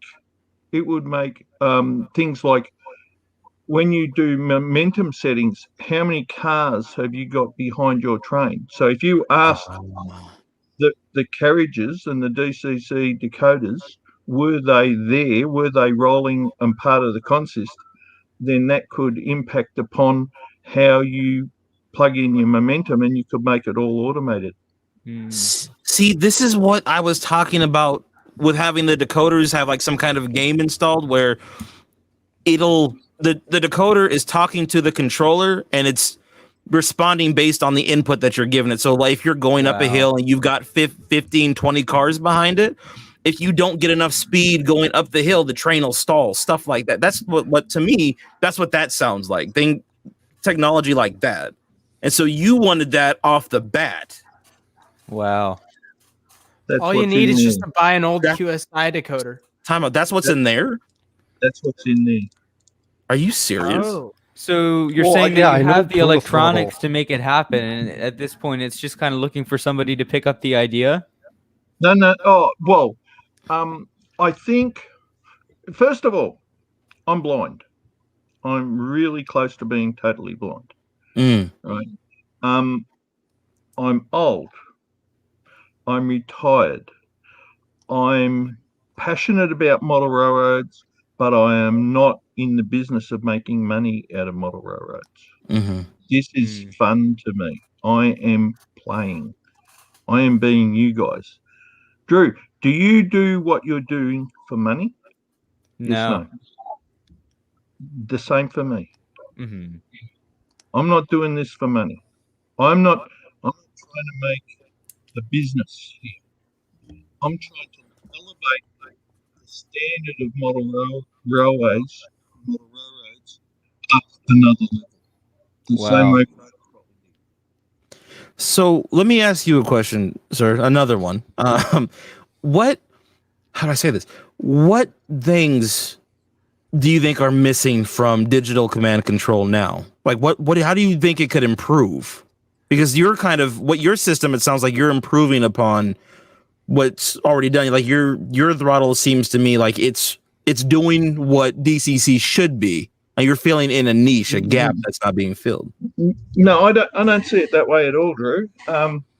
I think if you look at the history of computers over the years, I'll explain it this way. Do you remember the Millennium Bug? You've heard of the Millennium Bug? The 2000? Yeah, right? 2000 crash. Y2K. Okay. Y2K. Now, Y2K. Now, do you realize why that was a problem? Because it would have shut down everything if it was real. Yeah, but what was the problem? The I computers. used to know that when I was in my IT courses, and I don't remember what it was. Wasn't it something about the computers, the calendars wouldn't update or something, so the computers wouldn't be able to basically move forward due to the new millennium? Yeah. It was because all the dates and all the times in all the computers that had been built back in the 60s that ran banking and power supplies and all that sort of stuff had 19 in front of them. Not 2000, 19. And that was hard coded, right? So when the clock ticked over at 2001 second, all the clocks in all the computers would go from 1999 and 59 seconds to 1900 and 001. Wow. Right? So we would have gone back 100 years. I see. Right? So everything that was built on all of that code would have ceased to function. And where I worked in IBM, we spent 4 years fixing that. Wow. Right? And the simple fact that you guys didn't and don't believe that it was a real problem, which is I find incredibly interesting that you don't believe it. So it was a real issue. That it was if you didn't put in 4 years, it would have been catastrophic. Yeah, absolutely. Like, wow. You imagine you booked to go to a doctor's appointment. Mm-hmm. That doctor's appointment now was 100 years ago. Right? Yeah. Surprise. Yep. Whoops. Missed that appointment. Yeah, a bit late for that. Yeah. Right. So I would have sent the whole world, all the computing systems that had been built back then, like into turmoil. Now, to relate that back to DCC and now,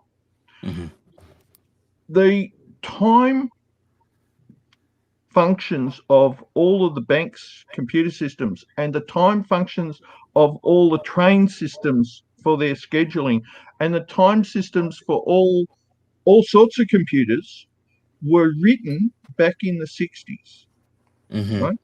And because they were written so well in those computers, there was absolutely no reason to change them. None.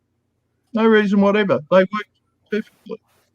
That So sounds like that system in China that had issues when Java shut down, and they had to go back and get an unofficial version of Java so that they can continue running their trains. quite possibly. Look, I don't know about that particular one, but what I can say to you is computing has always stood on the shoulders of the code that has come before it. Right? So back in the 60s, when the coders were writing for the computer systems, they had absolutely no idea that what they were writing was going to do what it would finish up doing, right? Because they thought, oh, this code I'm writing in 1965, in 1970 it'll be rewritten. Right? Wow. It won't last that long. But it Funny did. what happens when you build something good. Yeah, it becomes the fundamentals. So computer code is written in layers, one on top of the other, and it relies on the code that's below it. So, at the very lowest level, you've got machine code that talks to I/O devices, and above that, you put on more,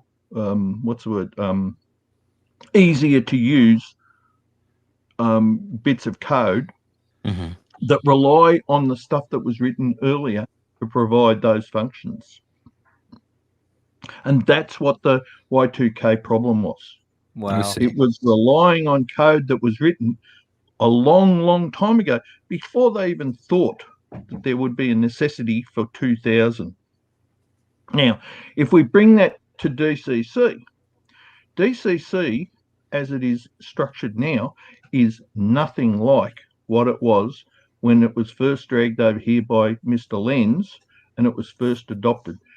The developers of all of the systems have added to that, and there's been layers put on.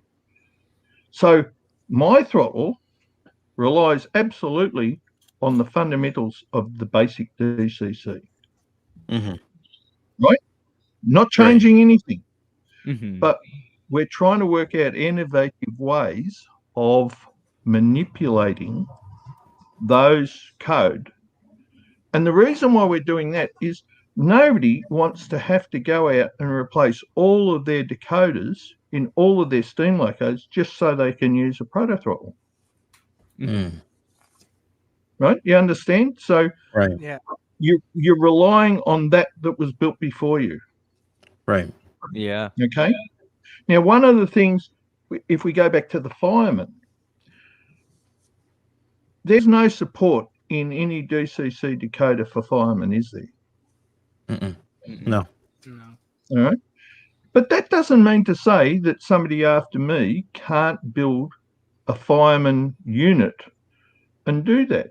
But I seriously doubt, and I'm one of them, I don't think I'd buy it. If all it did was the fireman type roles, I wouldn't buy it. Right. Wow. Yeah, exactly. Because it's just not, you don't need it.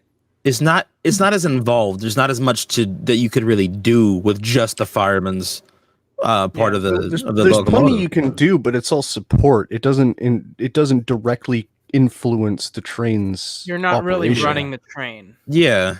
It does influence the trains quite a lot, because unlike a diesel, well, yeah, the fire mass and stuff. Let them finish. Yeah, they're a pair of guys that work together to produce an outcome, and that's pretty cool. But I'm more interested in having in the UK was water supply. Oh yeah, no, that's true. That's true. But that's all to do with time, Andy. That's time.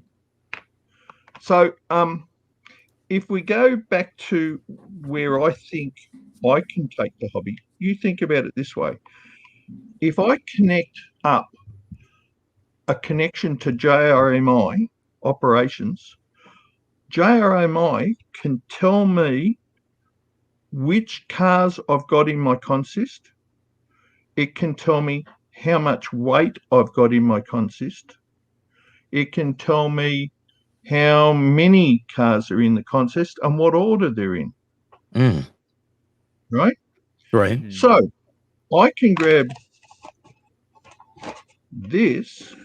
Well, it's hard to work out where to hold it to get the thing. I can grab that and have that talk to JRMI and have JRMI report back what's in my train.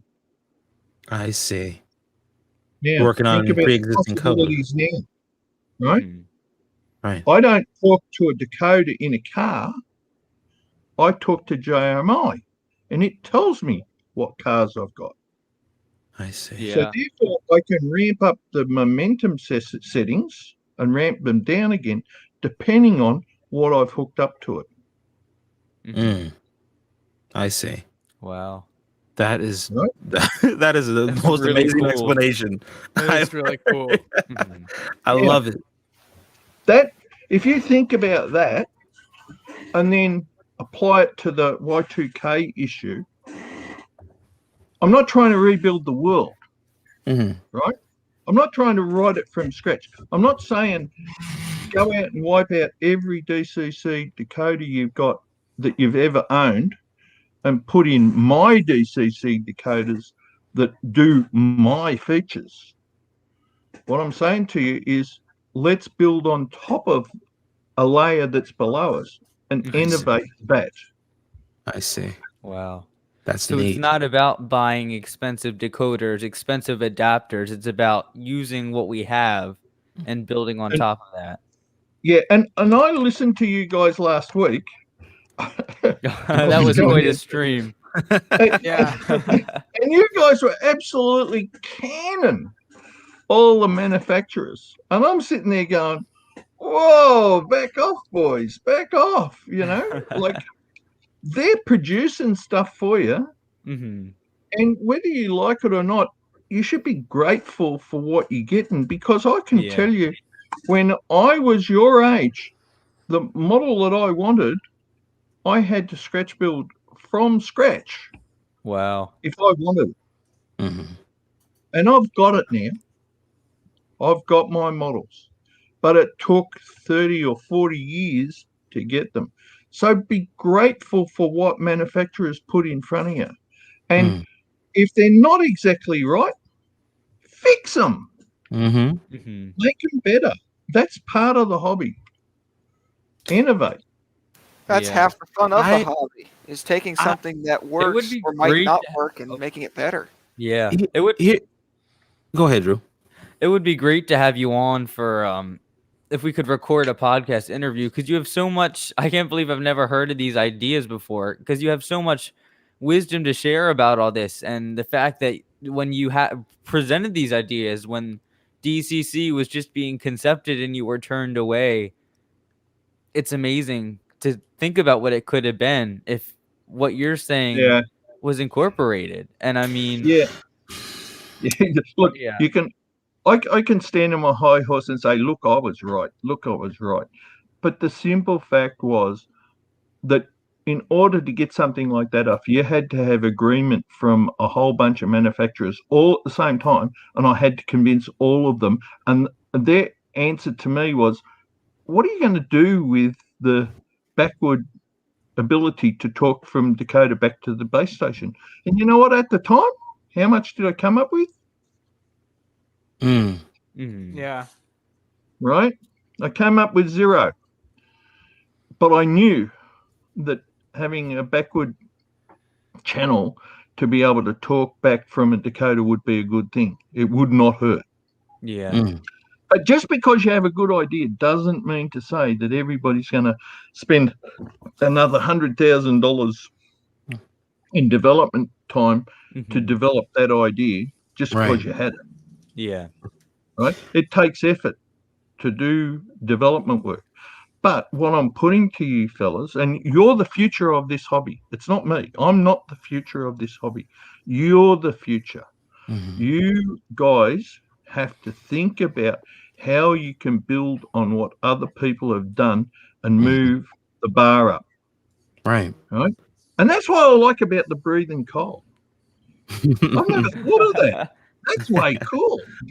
Well, it's like you can teach people about how the human body works through HO scale. You have the heart pumping coal hopper, and then you have the lungs inhaling and exhaling tender. So we're making strides in more ways than one.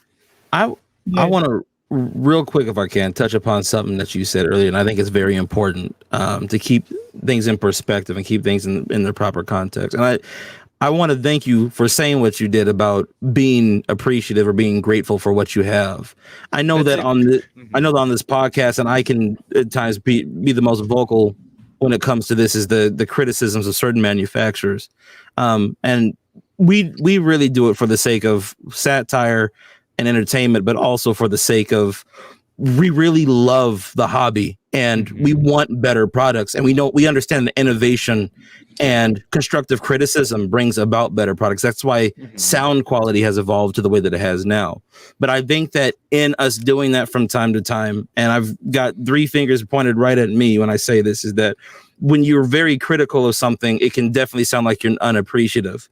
But I think back to even in my limited 26 years of being alive, in the 23 years that I've been cognitive to appreciate model railroading, the changes that I've seen. I remember my grandfather and I remember when I was 10 years old, us sitting down having a conversation like, wow, wouldn't it be cool, Granddad, if like we could have whistles that smoke in O scale? I remember when the Vision Line Big Boy came out and we saw that, and we saw the depleting coal load before he died. Man, that was like, yeah, that was one of the neatest things. I mean, from where he came from being born in 37 to being able to see that, like that was amazing. And I'm very appreciative of the technology. I think we all are very appreciative of the technology because quite frankly, we are spoiled. I have so many beautiful models on many times on my channel. I've said God has blessed me with fantastic models because I basically have every single model train I ever wanted as a kid. I own almost every engine that I've ever wanted. But coming back from where you were, sir, 40, 50 years ago. I'm not a sir. Hey, please stop that. I'm one of you. I just sort of look crazier than you guys do. I apologize. It's a respect. I was raised by my grandparents, so it's a respect thing. So don't take it the wrong way. I'm an Aussie. I don't do sir. Oh, yeah, sir isn't it like a tongue-in-cheek insult? Oh, no, it's not a tongue-in-cheek insult. I take it as a compliment. You're saying to me, sir. Don't get me wrong, but what I'm trying to say to you is that we are no different to one another. No, we're not. An older version of you. But here's the thing, and this is just how I was raised. Because of the fact that you have seniority in me in life, you automatically deserve a certain level of respect, and that's the reason why I say that. No, I don't believe that's true. I think you earn the respect you get, and I respect you guys. But one of the things I wanted to sort of say about last week's program is that you're canning this and canning that now and saying, that whistle doesn't sound right and this whistle doesn't sound right. As one who was there when those whistles were being blown, I can tell you they sound pretty damn fine to me. Like a whole lot of them sound pretty damn fine. And you got to remember that it was a guy like you, just like you, who went out with a recorder and battled with trying to find the right place to put a microphone so he could record that whistle without it clipping, without it playing up, without it being mucked around with by other sounds that occurred at the same time because some stupid car drove past and honked a horn right as he was getting the whistle, so he had to throw that one away. Mm-hmm. You know, I've done it. I've done that. I've recorded my locos back in 95, and I've recorded them on high quality. And I can tell you, it's not easy to do that. Right? So what I'm sort of saying to you is you think of yourself as the person who did that work and then listen to you canning their work. Listen to yourself as though you were the one who did it. And saying, well, it's my preference not to have that whistle. But to turn around and say that, like, that whistle's rubbish, that's disrespectful of the work that was done by that person who recorded that. And that would be hurtful. I was putting myself in the position of you guys owning my Proto Steam Throttle, and you're saying, oh, I don't like this and I don't like that. And yeah, there's going to be things wrong with my Proto Steam Throttle, but I'd like you to turn around and say, I appreciate the effort that was made to produce it, even if everything wasn't right. Right. And I can tell you for a fact it's not going to be right because it's going to be the first one. Let me have a quick response to that, and I understand exactly what you're saying, but let me throw this in there as well. I think I keep getting this narrative that we were just completely dogging multiple manufacturers and just acting like, oh man, they're absolute trash when it comes to it wasn't multiple, it was just Broadway. No, I'm kidding. But here's the thing. I understand what you're saying, and I agree to a point, but I would say this from the context of just us in this group. When we say these things, it's not because we're trying to diminish the work or the effort that somebody else puts in. Multiple times, even on this podcast, we've said, but you know what? These decoders exist for a reason. These people sell decoders for a reason. They even though I don't like it, a lot of other people do, and it sounds really good. I think people forget when we say those things as well. We qualify the statements a lot of the time. We did that at the start with the Givos. Yeah. And so the thing is, I didn't hear all of the podcast. I only heard the middle. Right. I heard about an hour and a half of it. Right. Yeah. And so that's the thing, is that you have to hear the whole context of what's being said before saying, oh, look, you can't just dog us, because it's not about that. It's about giving companies constructive criticism that we love, that make amazing products. Because if you going by what you're saying, I don't have the skills currently to do what those people did, right? The people that manufactured, programmed, coded those decoders. There's a lot of work and a lot of effort that puts into me personally. I've been trying to figure out how I could create my own sound decoder and make it better than everyone else's, the same way you wanted to innovate DCC, or the way you're creating your throttle now, right? It's not just me. Right. I'm only the face of a whole bunch of modelers, right, working together cooperatively to produce this throttle. It's not me. Right, but what I'm using you as an example because you're present here, and your product is the one that we've been focusing on for the last 45 minutes or so. But what I'm getting at is that we critique certain things because we're certain things have been done better, or certain things can be done better, and it's not to be unappreciative. It's not to say that we don't see the hard work that someone else has put in, and we do give credit where credit is due. But the way innovation comes about is from people looking at their product. Some people maybe sometimes being over analytical at it and be like, you know what, maybe I can do it better. Maybe I can improve this. They take that criticism and then they get better, and they innovate with it, and they get better. That's how me personally, I've gotten better at everything in my life. Some people were just downright nasty to me when it came to certain skills, and that wasn't right. But guess what? I didn't sit in a corner and cry because somebody told me something I didn't like. I wish somebody would just I hear what you're saying, but I think there's a balance to be had here. Mm-hmm. Right? The other side to that is, me personally, I don't respond well to people demanding things of, like a few posters on MRH. I'm not going to buy your throttle unless it does X. I'm not going to buy your throttle unless it does Y. If it can't be handheld, I'm not going to buy your throttle. If it can't be operated with one thumb, I'm not going to buy your throttle. You know what? Don't buy it. Don't buy it. I don't care. The internet has made it so easy for people to make other people feel bad just out of saying stuff that they would never have said in person. Like Rapido, especially Jason Tron's very public about how he takes very hard to criticism, and he's had to stop keeping up with forums just because, you know, even the smallest things, it's all the work that goes into it. And on this podcast, I really try to, especially on this live podcast, I try to be a peacemaker, and I've started putting disclaimers at the top of the descriptions that say, you know, the opinions represented on this podcast belong to the person who said them. But I really agree with you that there needs to be a balance. I don't think Jason's like me personally. I reckon Jason Schron is a hero. Yes.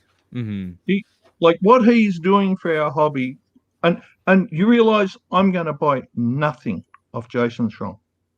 Nothing. I model O-scale 1925 Puffing Billy here in Victoria. There is nothing that Jason Schron will ever make that I will use. But that doesn't stop me absolutely worshipping that man because of his innovation and what he's delivering into the hobby. It may not be useful to me personally, but I know it's great for the hobby. And I appreciate everything that everybody puts into the hobby. Now, constructive criticisms are one thing, but being downright rude to, you know, some manufacturers, and I'm not necessarily saying that you guys have done that, I'm not taking it that far, right? But being downright rude to people trying to innovate is like stupid, right? It's severely stupid. You can always go out and do something better. Do it. Biting the hand that feeds you is what you're saying, basically. Absolutely. Right. Yeah. I see what you're saying. Need to be supportive, and we as a hobby need to be supportive to those that are prepared to put their hand in their pocket and come up with something.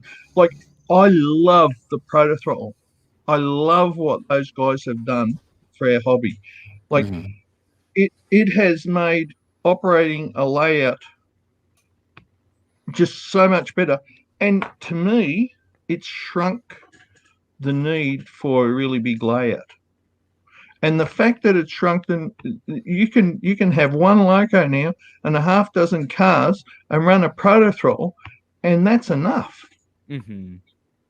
So even though you spend a bunch of money on the ProtoThrottle, the actual experience of the everyday modeler can be magnificent. It's not for everyone. I'm not trying to say that everybody wants that, but I sure as shit do.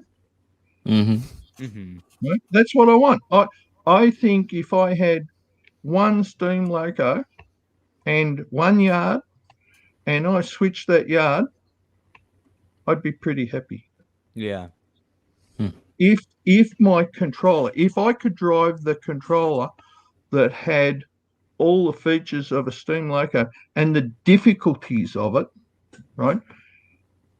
Because it shouldn't be just dead easy to do. It should be, in my view, driving a steam loco is hard. Yeah. Right? And that's what I'm trying to make in the throttle. I'm trying to make it hard. So anybody out there who wants a really easy to operate throttle, don't buy mine. Right. But that's exactly what I want, so I'm definitely going to be buying it. Yeah. And if I want the challenge. I'm trying to make it so if you don't do it right, you can't make your train move. So could I ask, if you don't do it right, you can't stop it. So moving back to the Steam ProtoThrottle, could I ask, what do you think is the next step in bringing it to fruition? Okay. All right, let's talk about some problems that I've got. When I first started this thing, I was less blind than I am right now. So that's problem number one. I'm that's significantly more blind than I was, right? And when I was starting, I found these things. That's and that beautiful. is drop dead gorgeous. That's amazing. I love that. Right? It's beautiful. Is that custom made? That was a component that was built for live steam locomotives by OS Engines in Japan. That was gonna be my next question. Was if it's not custom, was it a live steam part? Yeah, it's live steam. And what? So there's a hole there. Yes. That hole was meant to go to a reverser arm that went to the mechanisms on a real model steam engine. Yeah, the Johnson bar. Right? Okay, that's the Johnson bar.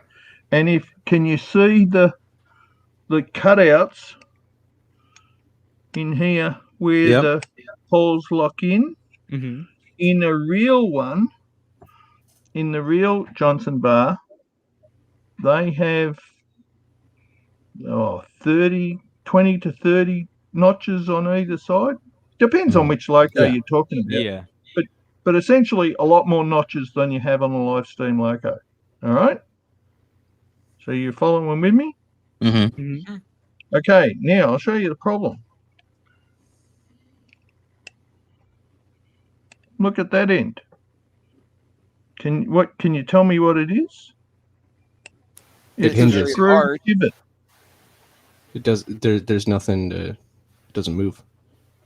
Well, it moves, but it hinges. It hinges on a small screw. A screw that will unscrew itself with lots of use. Yeah. No, I don't think that's the problem. But I need to screw that screw into a pot. I'll find it soon. One of them. I need to fit that onto one of them. So that would be the challenge. An electronic device that I can then convert that movement into that movement. So you just need to find a safe way to drill a hole into a potentiometer. Yeah, but the trouble is that isn't big enough to fit the shaft of that. Oh, okay. Right, it's way small.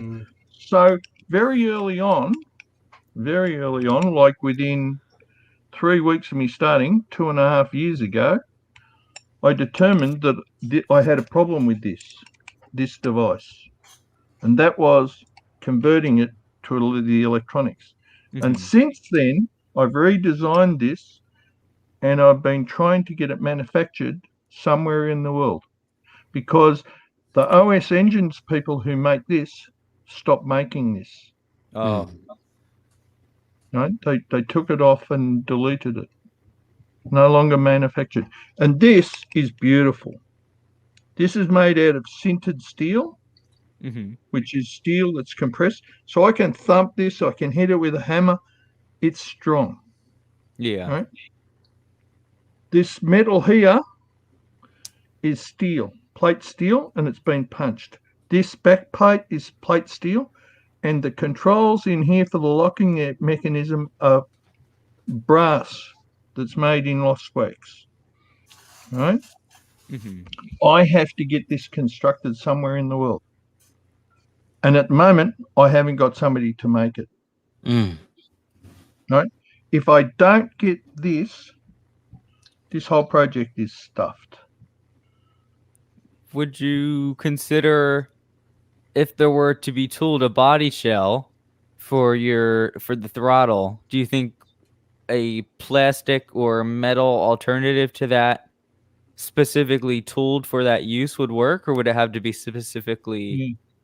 I've made them out of plastic, 3D printed them, and they look beautiful, right? They look absolutely gorgeous, and they don't work because you break them in seconds. I can see that. Yeah. I've manufactured a 3D printed case, Mm-hmm. and those devices are meant to go on the top and on the side. So, Okay. so it's not a done deal, and that's why I'm very, very careful to not promise you guys that this is a done deal. Right? This is not a done deal. I can have all the intentions in the world of doing this, Mm-hmm. but getting it across the line is another thing altogether. Yeah. Right? So that's why I haven't come on to shows like this and said, "Oh yeah, the ProtoThrottle, ProtoSteam it's ready to go. It's hunky dory. You know, Mm-hmm. we'll have it to you, and it'll cost you X." Because it's not a product; it's just your project that you're trying to contribute to the hobby with. That's right. Mm-hmm. And so far, I've spent about $10,000 on it. Wow. Right. To say what I'll spend on it to get it over the line, who knows? Yeah. So do I know how much it'll cost? When you tell me where to get these from and how much they're going to cost me per unit, I'm going to be able to start putting together some ideas of how much I think it'll cost. Wow. Well, I'll have to start doing some Googling. Yeah.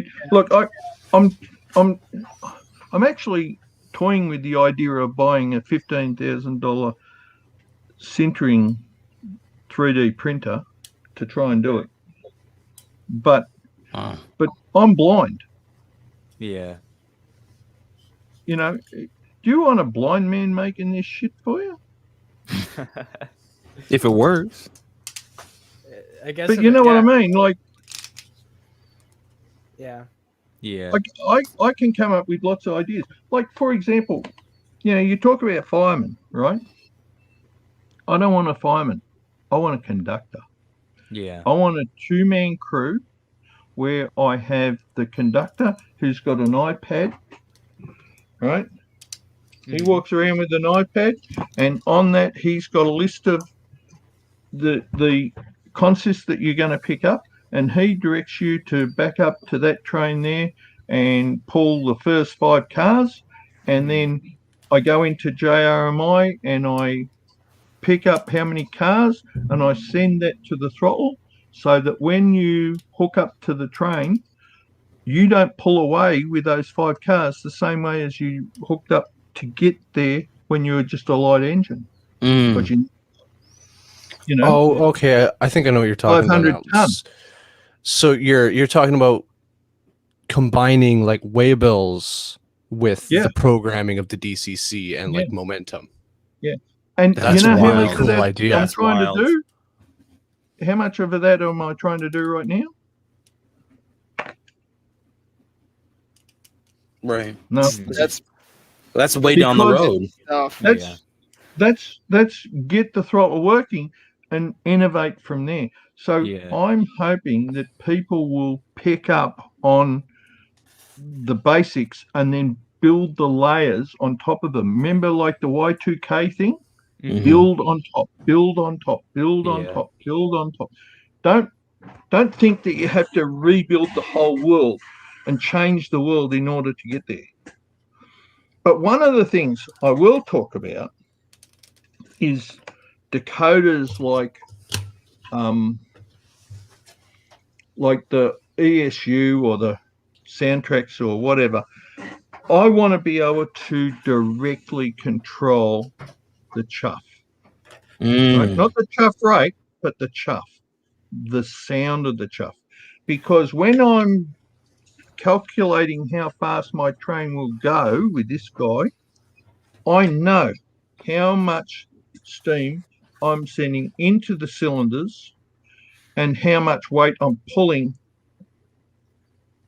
by the train, because I've got buttons that I plug the train weights in on. So this is before I use JMI to do it automatically. I've got buttons that you plug in the momentum settings, if you like, on the fly, right? So when you start to pull away with no load, or actually I'll explain it this way. If you're sitting on a hill going down, right? What do you have to do to make a train go? Steam train. You Release tell me. brakes. And what else? If you're pointing down a hill, I would think releasing the brakes would just get it started. Well, you gotta bump the throttle a little bit and then bring the regulator. Yeah. Okay, you guys have got it. That's exactly what you have to do. You might have to bump the throttle in order to get the wheels turning. Right. And then you're off. Yeah. How much chuffing does that make? 0. Very little. Yeah. You're coasting. Not completely 0 because you never like completely close the regulator. It's always just like a little bit. Yeah. You might hear a wisp, but it's not going to be. Drew, you've opened the drain cocks. Because whenever you move a train, you press the drain cocks and you open them, right? Yeah. So you don't get a chuff, you get a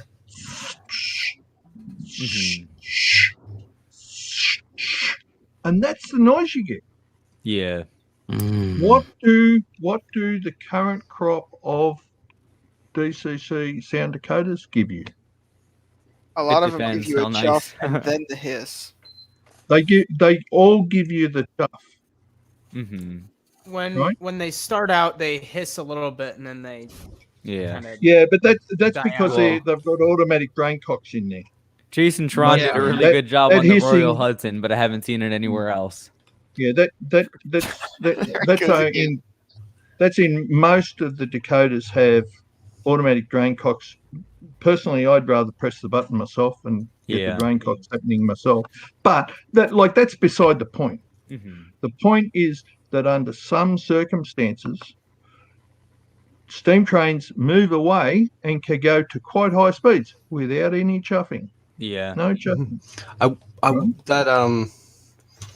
That brings me back to a point I wanted to ask you about.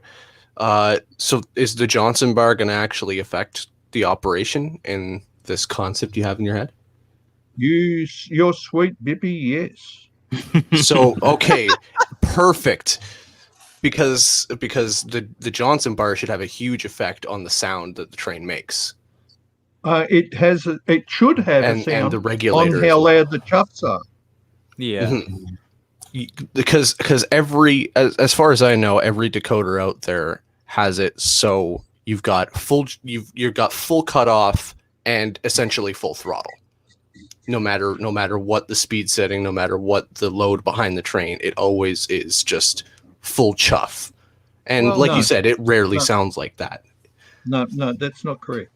Some of the Broadways, you can if you blip the throttle enough, it'll increase the deepness of the chuffing.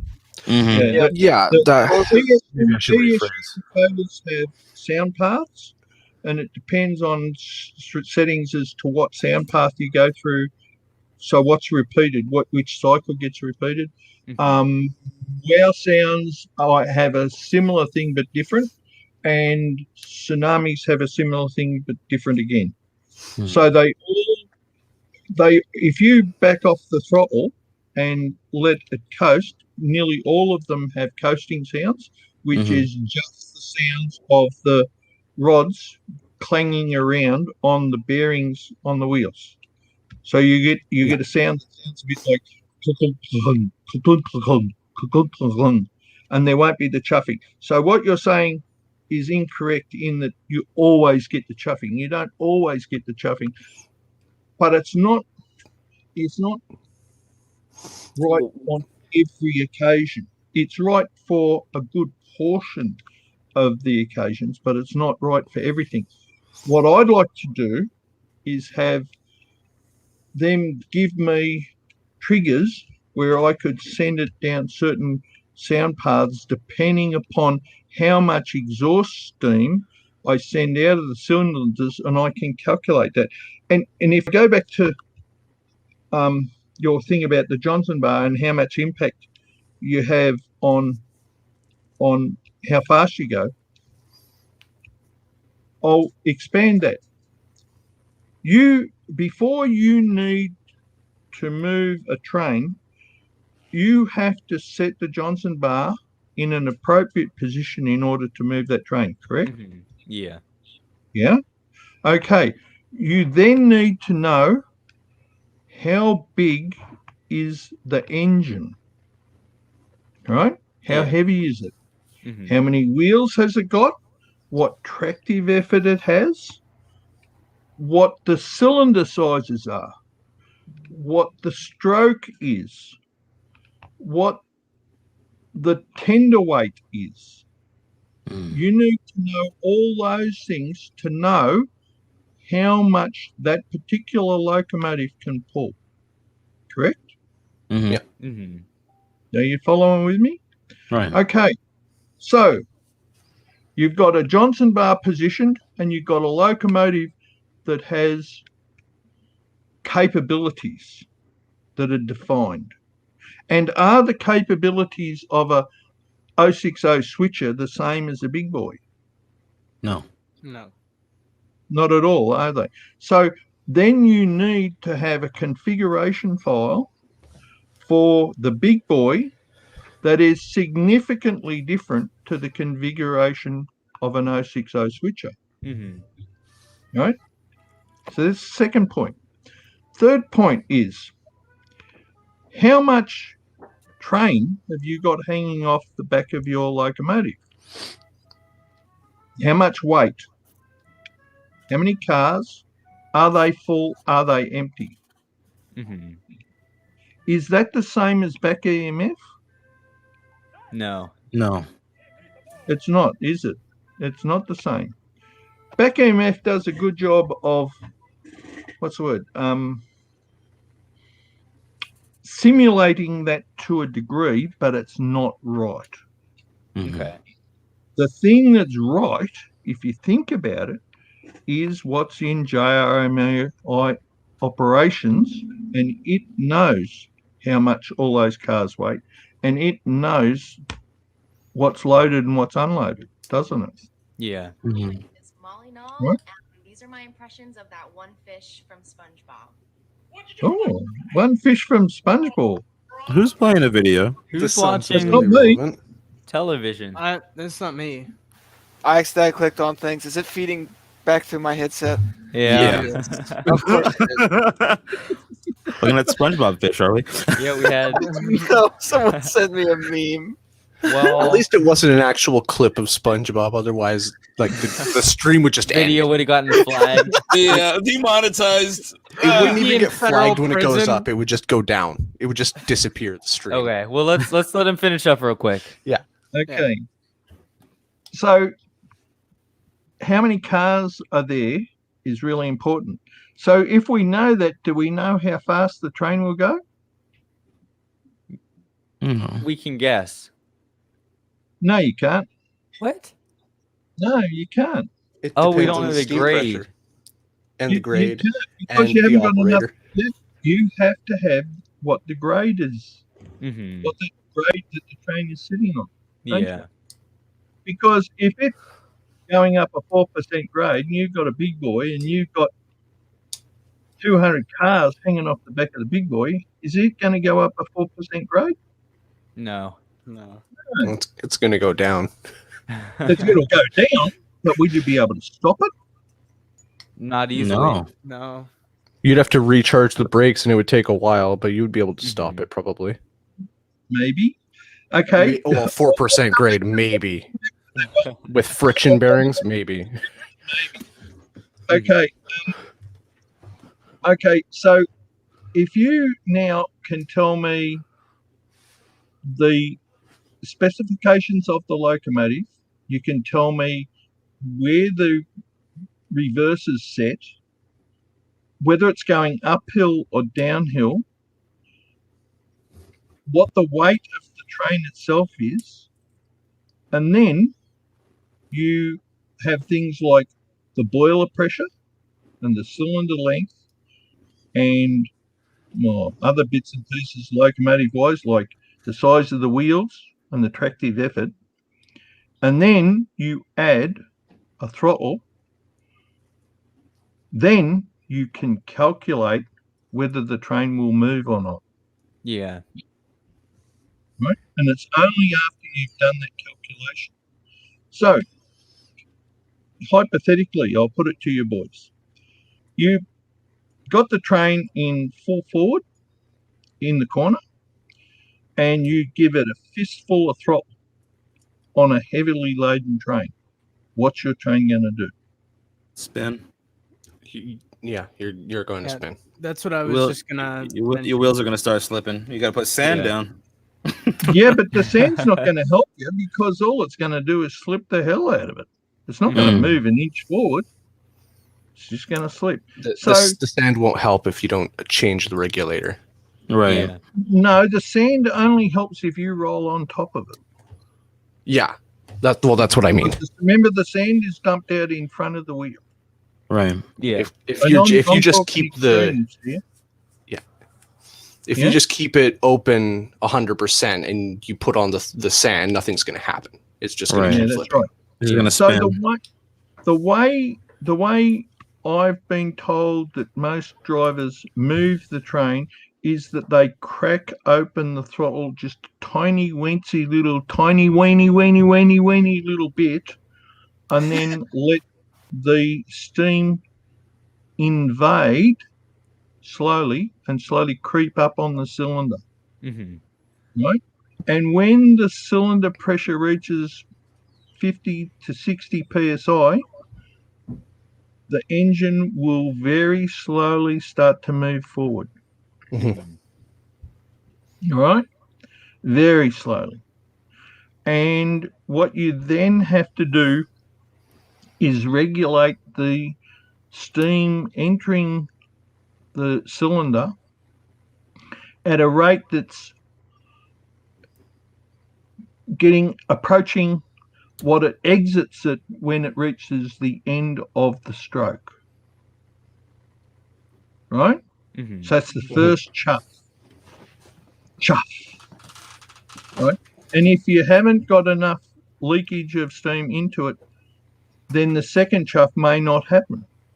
So you have to gently open the throttle just a teensy-weensy little bit, and that then continues the movement very slowly of the wheels for the second chuff. Mm-hmm. Right? Except if you were running a light engine downhill where you wouldn't have anything. Yeah. Because it would roll away. Right? So the speed at which you accelerate to is a mathematical formula that's dependent on a whole bucket load of conditions that haven't got anything to do with the throttle. Yeah. Yeah. You get it? Yeah. Yeah. Yeah.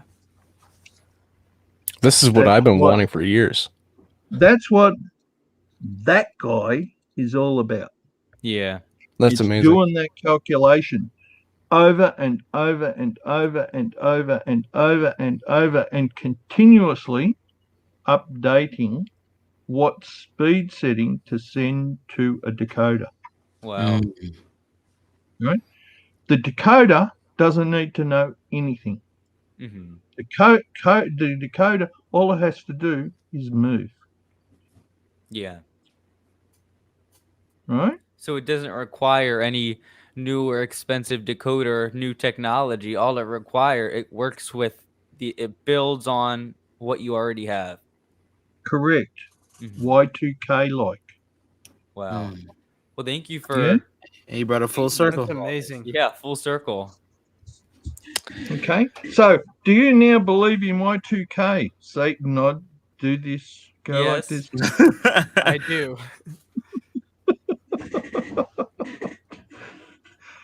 I don't believe it happened, but I believe it was possible. That you guys are the ones who are going to pick up on what my guys have started, and I've got like 15 odd people who've contributed to this so far. Yeah. This is not me. Be aware, it's not me. So don't be espousing that, hey, I'm the great genius that's come up with everything and coded everything. This is complex. This is hugely complex. Right? But it's also innovation, and it can be built on. Yeah. And that's what I want to see happen. I want to try and target building 30 of these devices and take them to the States when COVID is over. I want to get my bum on an aeroplane and come over and annoy shit out of you people over there. I'll welcome it. I'll be on the first thing smoking to meet you. Yeah, I'd be happy to. Southwest But Airlines, I'm ready. I want to see you think for yourselves and innovate for yourselves and take responsibility for what you do in the hobby. Yeah. You hear what I'm saying? Like, Absolutely. Yeah. This hobby is as good as what people put into it. And you might turn around and, talk about the manufacturers of this and that and the other thing. But essentially, I'd almost say all of them are hobbyists. Yeah. Themselves, who are doing something for the hobby is the same as our lot is. We're doing something for the hobby. We're not trying to make money. I don't care about money. Yeah. It's like, who cares? This is a hobby. I love this hobby. I want to see it innovate, and I want to see it go. Will I ever get this thing finished? I hope so. I hope I don't die before it occurs, and that could happen. And I hope I don't go blind before it occurs. And that might be on the cards because I am getting worse. So anybody who wants to volunteer effort to sort of fix shit and get it going, I'm happy for that. Anybody who can code, in an iPad and make a companion app to do the work for transferring data from JMI operations into Bluetooth, I've got a Bluetooth interface. So I can talk to it. I've got the mechanisms by which this can be innovated. All right? It's a matter of sitting down and sort of taking responsibility and saying, we're going to make this better. And go out and do it. Do it. Absolutely. Well, thank you for... Yep, go on. I'm just saying thank you for bringing us through all this. This was I learned a lot tonight. And this isn't usually a show we learn a lot on. Yeah, this is amazing. Yeah. Yeah, thanks for joining. This is a bit of fun. Have fun. And be gentle on other innovators that don't quite get everything right. Remember, they're people too. Act as though you were sitting in front of them and bad-mouthing them like face to face. And how do you talk to them that way? Like I'm with Jason Schrong. Like I can understand why he was so upset with people bagging his efforts. It's unreasonable. Right? Yeah.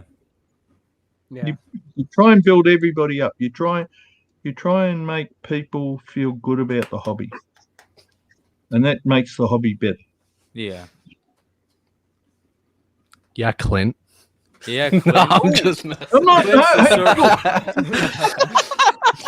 Wait, why are we blaming Clint for this? This is like I'm all me. That's one of the concerns I have with one of my groups I run with, the Northeast Carter group, is a lot of times they work with people who just either don't understand the concept of change and making things better, or they see that what you're doing is different and automatically assume it's wrong. Yeah. And that just drives me nuts. Yeah, I know. I don't think anybody does anything wrong in this hobby. Nothing. Yeah. It might be different. It might not be your cup of tea, but that's fine. Yeah. Like, You were asking me to get a 421 diesel, yeah? I was just making a joke. I didn't mean that seriously. I'll have my 421 at some point, but the point is, I never look at them. I like seriously. And I'm not canning them. I'm just not interested. Yeah, that's all right, man. I was just making a joke. No, that's all right. But I think the points worth taking.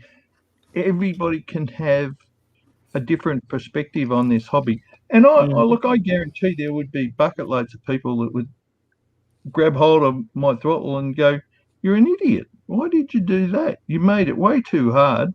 It's just too hard to use." You know what? I don't care. Hey, they're just angry they didn't think of it and they couldn't engineer it themselves. They don't have to buy it. Yeah, there you go.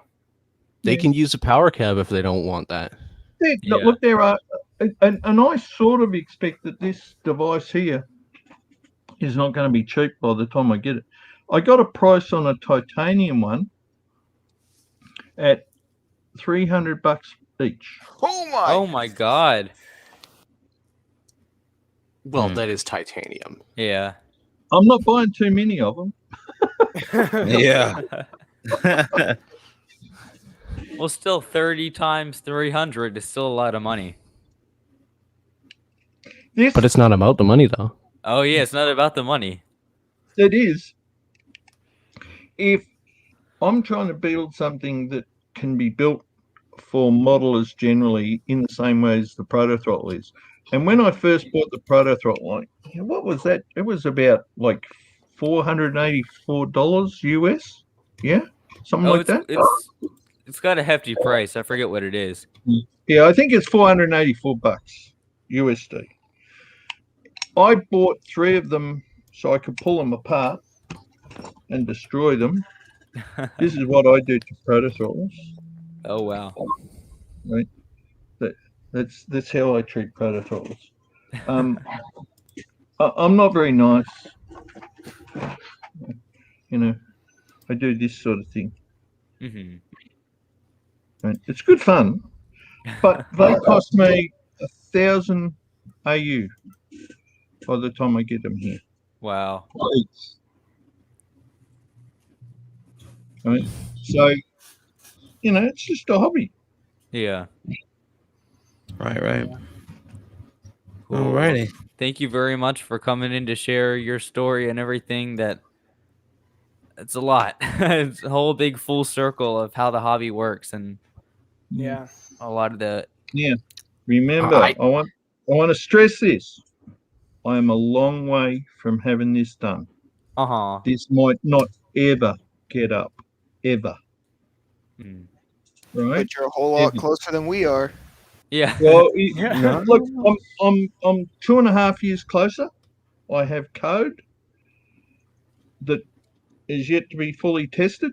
It may or may not be okay, but we've made a lot of progress over the years.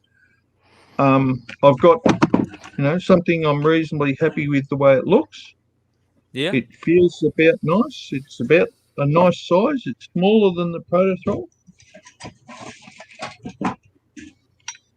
I'm looking at pictures of the ProtoThrottle because I didn't know that was a thing until you mentioned it, and it's a good size. Yeah. I mean, it has to be with all those fancy doohickeys in it, but it's fairly large. Yeah, well, it fits in your hand very nicely. The ProtoThrottle is a lot better in the flesh than it is on a piece of paper. It looks huge and it looks heavy. It's not huge and it's not heavy, and it works really well. Yeah. So I think the guys have done a magnificent job on it. But I want to make sure you guys realize that this is what I'm doing is vaporware at the moment. It's totally vaporware. It might not ever get up. Right? Wow. Because it's just heaps to go. Yeah. And I'm quite happy to accept volunteers helping out with, for example, one job I really need is I need to know how you make every sound in every sound decoder work properly. Yeah. I think some of the people who make volunteers, this boys. are still trying to figure that out. Well, Yeah. it's how do I make the brake sound occur? Yeah. How do I make a chuff occur? Mm-hmm. How do I modify a chuff? Yeah. Is there a method that I can use? Right. So there's lots of jobs that have to be completed before this thing is completed, because I want it to have the right sound at the same time, which is, I think I've got a bit of a problem with it, but I think it can be okay. It's just a matter of working it through. Yeah. Right. And it might not be perfect in version 1, and it might not be perfect in version 10. Mm-hmm. Yeah. But maybe it'll work. No harm in trying. Yeah, absolutely. Yeah. All right, gentlemen. Well, I think this is a fantastic podcast. This definitely went a totally different direction than Yeah. I thought it was going to It go. usually But Usually does. Yeah. You know, look at the I time. love where this is 3.5 hours. I know yeah. it's a real podcast. It's past 11 Yeah. p.m. for me, so I think I should probably get a move on. Yeah. All right, lads. Nice to talk to you. Nice talking Yeah. to you. Thank Clark, you it very was a much. pleasure, sir. Thank you for your insight. It was really amazing to have you on. I haven't had much to say. I've just been listening. Yeah. Yeah, me Me too. too. Yeah, that's only because I'm full of shit. Right. Well, even if it is shit, it's entertaining shit. Yeah. That's all that matters. Yeah.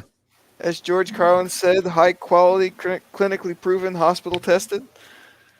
All right. Yep. Why not? Why not? Oh, well, I learned something how to get onto a podcast. I've never done that before. Yeah, just My got first ever podcast. Yeah. Now you have. You've done it. Yeah. Yeah, I think about half of us here hadn't done any sort of live streaming before this. None of us had done anything like that. Yeah. All right.